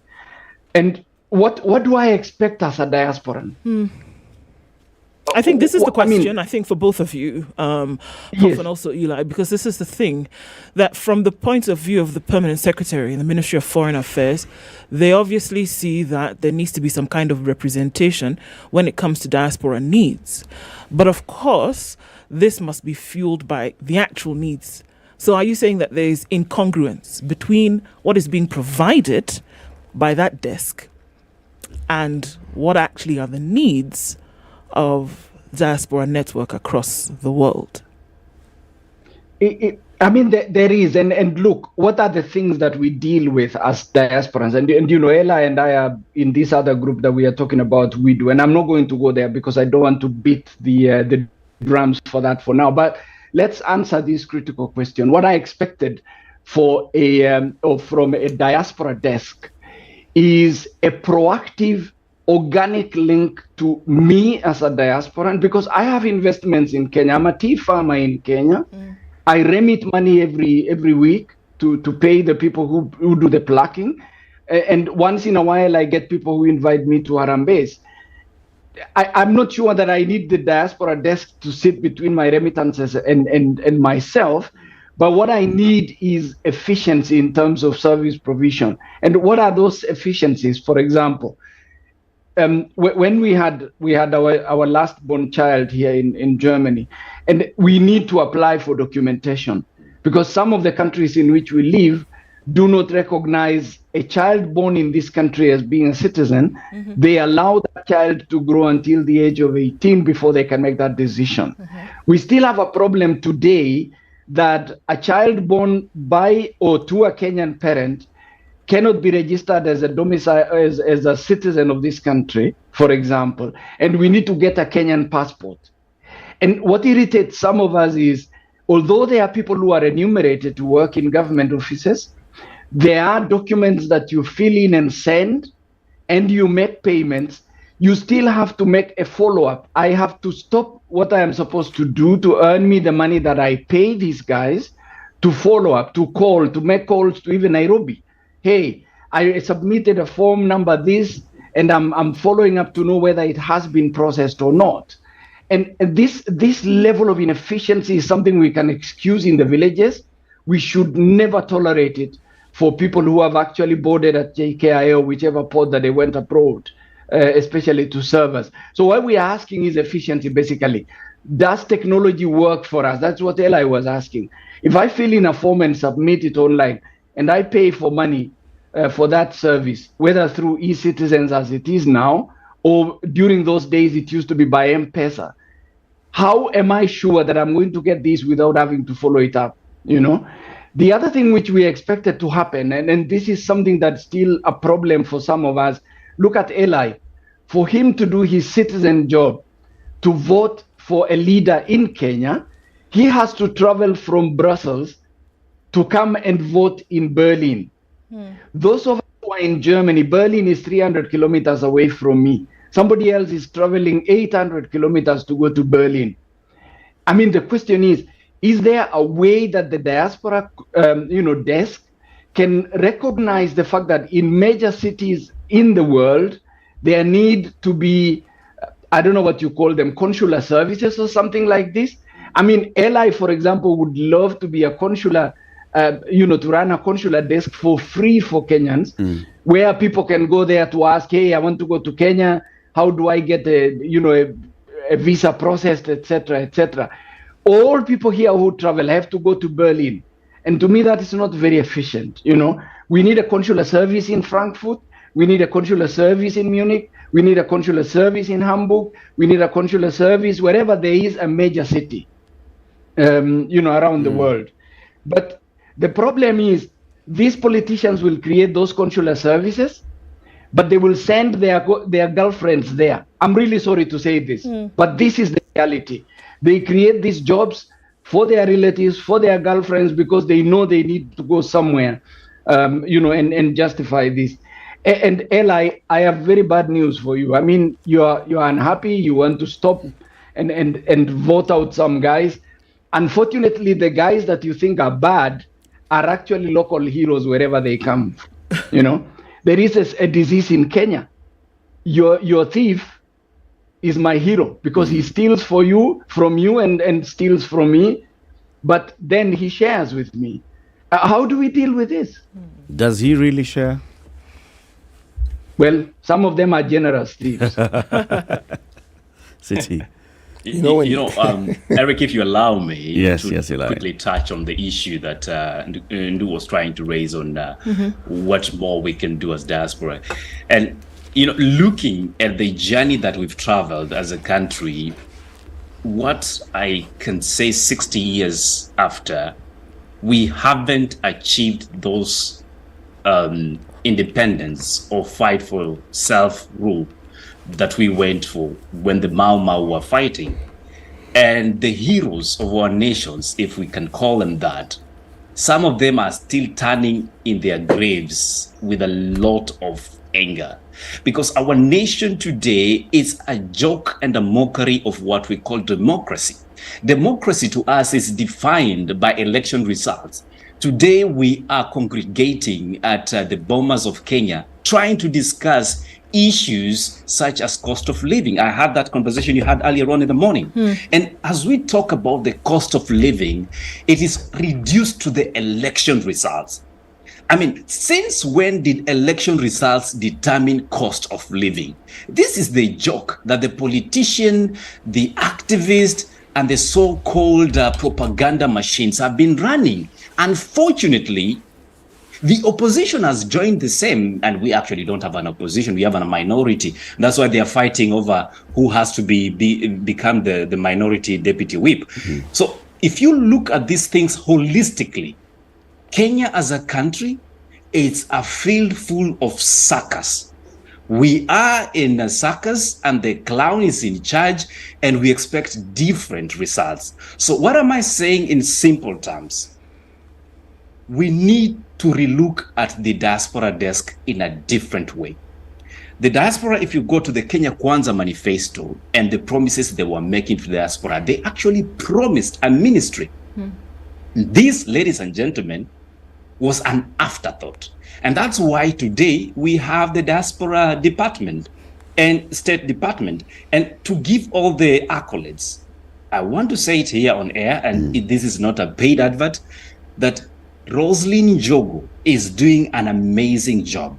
All we are asking is that those consular services that you're trying to come up with, the mobile consular services, they have not to come because Roslyn Njoroge is traveling and tripping from Nairobi to Kenya and trying to do the introductions. This has to be a way of life, especially Kenyans are spread all over. Today, our government cannot even tell how many Kenyans are around. We still approximate 3 million. And those are the Kenyans that you can register and see they are on paper. Yeah. But then again, long story short, we need these consular services to be run with people that understand the residence country language. I live in Belgium, in the Flemish region. I speak Dutch. If you coming here with what Professor said earlier on, your girlfriend from Nairobi, and God forbid, the only language I understand is between Kikuyu and Kiswahili, and that's the maximum they can do, what are they going to help with the people who are living here? My children cannot speak that local dialect. So they have to be talked to in a language they understand. Eli can do that. Professor here in Germany can speak fluent German. Why are we looking and sourcing for options outside and actually giving them allowances as quote unquote diplomats outside the country? Eli, as you say that, I want to interject because there is a conversation I had with a member of the government the other day, and these people travel abroad and they market the country, and then what you see sometimes is they dump on people who are attending these meetings very long documents going into hundreds of pages listing opportunities for investment or pitch decks which have no relevance or call to actions whatsoever. And the other day I was telling one of the officials, you cannot send a fish farmer to sell a cow to a Pokot. If you come to Europe and you want to talk to German investors, get me as a local business person here who understands how a German business person reacts to information so that you work on how you can package it. And when you go to present that information, it's easy to ask them at the end of the meeting, are you ready to invest now? Right? So, I mean, and I lack a better way of saying it other than you cannot send a fisherman to go and sell a cow to a Pokot. Eli. Let me ask this question. I'm listening. Gentlemen, thank you so much for speaking from your heart. Your sentiments mirror sentiments that very, very many Kenyans have actually expressed, but you've expressed it perhaps a lot more eloquently and I dare say fearlessly. If I were to ask this question, you say there are over 3 million Kenyans in the diaspora? And this diaspora are countries in the West, countries with whom this country does business. Now, beyond investing and sending money home to help your relatives and also to simply do the best you can for your country, do you people have an organization that seeks to influence the policies that the countries you live in have towards our country? Because those of us who live here, we have this view that very many of the things that we see going wrong are influenced by the policies that come from the countries that you live in. and they put a certain demand on whatever it is that is done for us, its conditions are based on what the countries that some of you live in desire. So my question is, as part of a contribution to changing the things that you so vehemently have spoken about, do you people in the diaspora, do you Kenyans in the diaspora organize yourselves into groups that can actually petition and bring to bear on these governments or the places you live in to understand how it is that some of the help they think they're giving us have the complete adverse effect on what it is that they think is actually happening? The Thank question you is so to both much. of you. Okay, great. If I can take that first, City, thank you for that question. Now, quick one. Kenyans across the globe, and I stand to be corrected, they are organized in various groups, not only from the chamas that you'll talk about to the extent of having diaspora associations. That's why you've had several conferences being held as diaspora, summits happening in Nairobi, Kenya. So yes, this is not just a Kenyan thing, but it's actually an all diaspora thing that happens with any other country. So I'll speak for myself. In Belgium, we have the Association of Kenyans Living in Belgium and Luxembourg region. And we have an association that is functional. It has office holders, people that sit down, listen to Kenyans' issues, and try assist on what has to be done in terms of the policy influencing. But to take you back, what I have seen in many situations is that at the end of the day, this becomes like a cuddling event and a cuddling room for political leaders. And why am I saying that? We will come up with various documents and we keep talking about the same issues year in, year out. And why is that not happening? The reason is it is the highest contributor of political funds to those political candidates. A good case scenario. And my good friend Sorene has put a lot of money into some of these people who are running and vying as presidents or governors for that matter. And if you look at the kind of funds that were raised by diaspora to support those whatever kind of leaders they were supporting to vie for the presidency, you'll be surprised. But if you go back and question, then how has that influenced the livelihoods of diaspora? My answer is a clear, total zero. Our lives are not because we are begging. Our lives is we want functional systems, dependable system, predictable, such that our issues are not raised and handled within an election cycle. Our issues have to be with longevity, and that's why policies exist. Policy have to go beyond a particular elected leader. And that is the disease a lot of Kenyans have. We elected and said we want a bottom-up economy. And when I say we elected, I am generalizing because today they're the ones in office. So we elected that kind of government. We expected a bottom-up economy. Is that what we're seeing today? Your guess is as good as mine. So in a nutshell, if diaspora is organizing itself, the answer to that is yes. But unfortunately, the infiltration of the political leaders into these associations is very high, and it has compromised the very basics that diaspora associations need to be standing for. And I'm not calling out them because I hate them or I have this total disregard for the work they're doing. They can do better. That is the point. Thanks, Eli. I just want to chime in, and I think if we are not careful, we will likely reach the top of the hour where I need to step into a consultancy and earn my dues for today. But there is still a question which is pending. KRA just posted a message that anybody coming out of any country entering Kenya and carrying an item that is estimated to be worth 500 plus US dollars will need to declare whether it is used or new. And this is exactly the kind of ambiguity that I'm talking about, you know.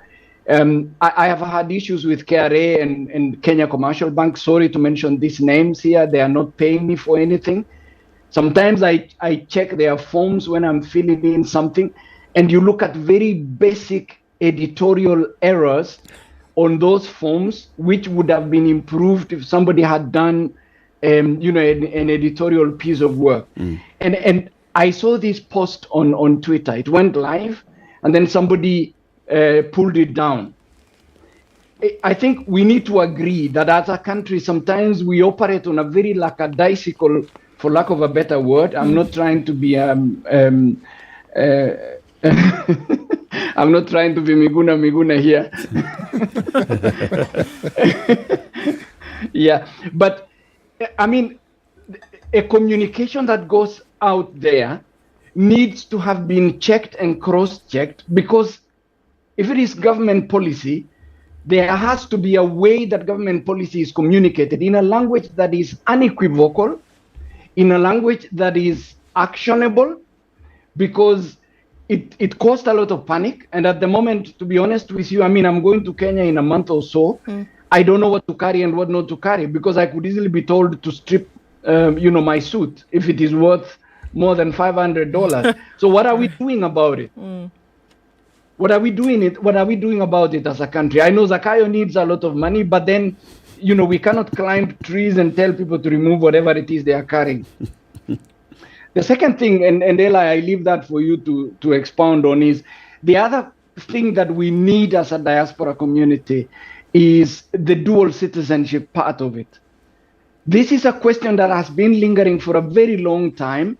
And as an investor in Kenya, for example, I am reluctant to take on German citizenship at the moment, because I know somebody somewhere is sitting and they probably are waiting for them to hear Serone has become a German, and they will likely go and grab my piece of land. And that has happened before. I will be caught very soon for somebody who took my 5 acres of land because I was abroad. I mean, we are living in a country like that, Eli. They don't only destroy property in Athi River. Somebody can just wake up one morning and say, this piece of land belongs to me because Eli is no longer a Kenyan, or Serone is no longer in Kenya. Not that even you became a citizen of the country that you live in, but that you are no longer physically present in Kenya. We cannot operate like this as a country. That really is not a way to boost the confidence of investors in that way. So dual citizenship, when is it going to be actualized? And is the government actually doing anything to support it? We asked somebody once in Berlin how that was going to be done, and that person cheekily told us, why don't you get an ID? Nani atajua? If that is the way a government encourages larceny and illegal activity, it just sends me freezing, to be honest, in that case. So Eli, $500, don't carry your watch next time. Don't carry your Samsung Galaxy and your iPhone 15. It will go. I am happy I don't use either of those gadgets, but I know time is really spent. I will quickly just chime in on the following. If you look at the Labor Migration Management Bill 2023, which was being floated by for the ministry, the Diaspora Department on the engagement in the name of public participation, on page 7 of that document, it details who is a migrant worker. In this case, it says a migrant worker means a Kenyan citizen who A, intends to migrate for work, B, is departing to any foreign country for work, or C, is employed in any foreign country. Now, listen, the government has been saying it intends to double up diaspora remittance from 4.3 or 2 billion that they have received last year, USDs, to close to 8 billion. So I'm asking, how is that supposed to happen? Remember, diaspora remittances are done voluntarily. This is because if this bill is enacted into law, the likes of Serone and myself, who are still Kenyan citizens and enjoy sending money voluntarily, will be taxed not only in Kenya, but also in Brussels. And I'm saying this is again the dumbest way to do economics, especially in our situation. We have already destroyed the Kenyan market. People are pulling off their money from the market. Nobody wants to hire anymore. Companies are moving out. So now you want to tell diaspora, keep your money to yourselves. And we're going to do that. Gentlemen, thank you very much for joining us, and thank you for the rant this morning. It was a good one. Asanteni sana. We have been talking to Eli Likuyani, who is in Belgium. He is the founder of Mizani 254 and Professor Serone Chesun. He is in Germany, Professor of Food Biotechnology. Thank you for tuning in to Kenya's biggest conversation. Do have yourselves a lovely Wednesday. Good morning. It's 10 a.m. See you tomorrow. Spice up your life. Spice up your life.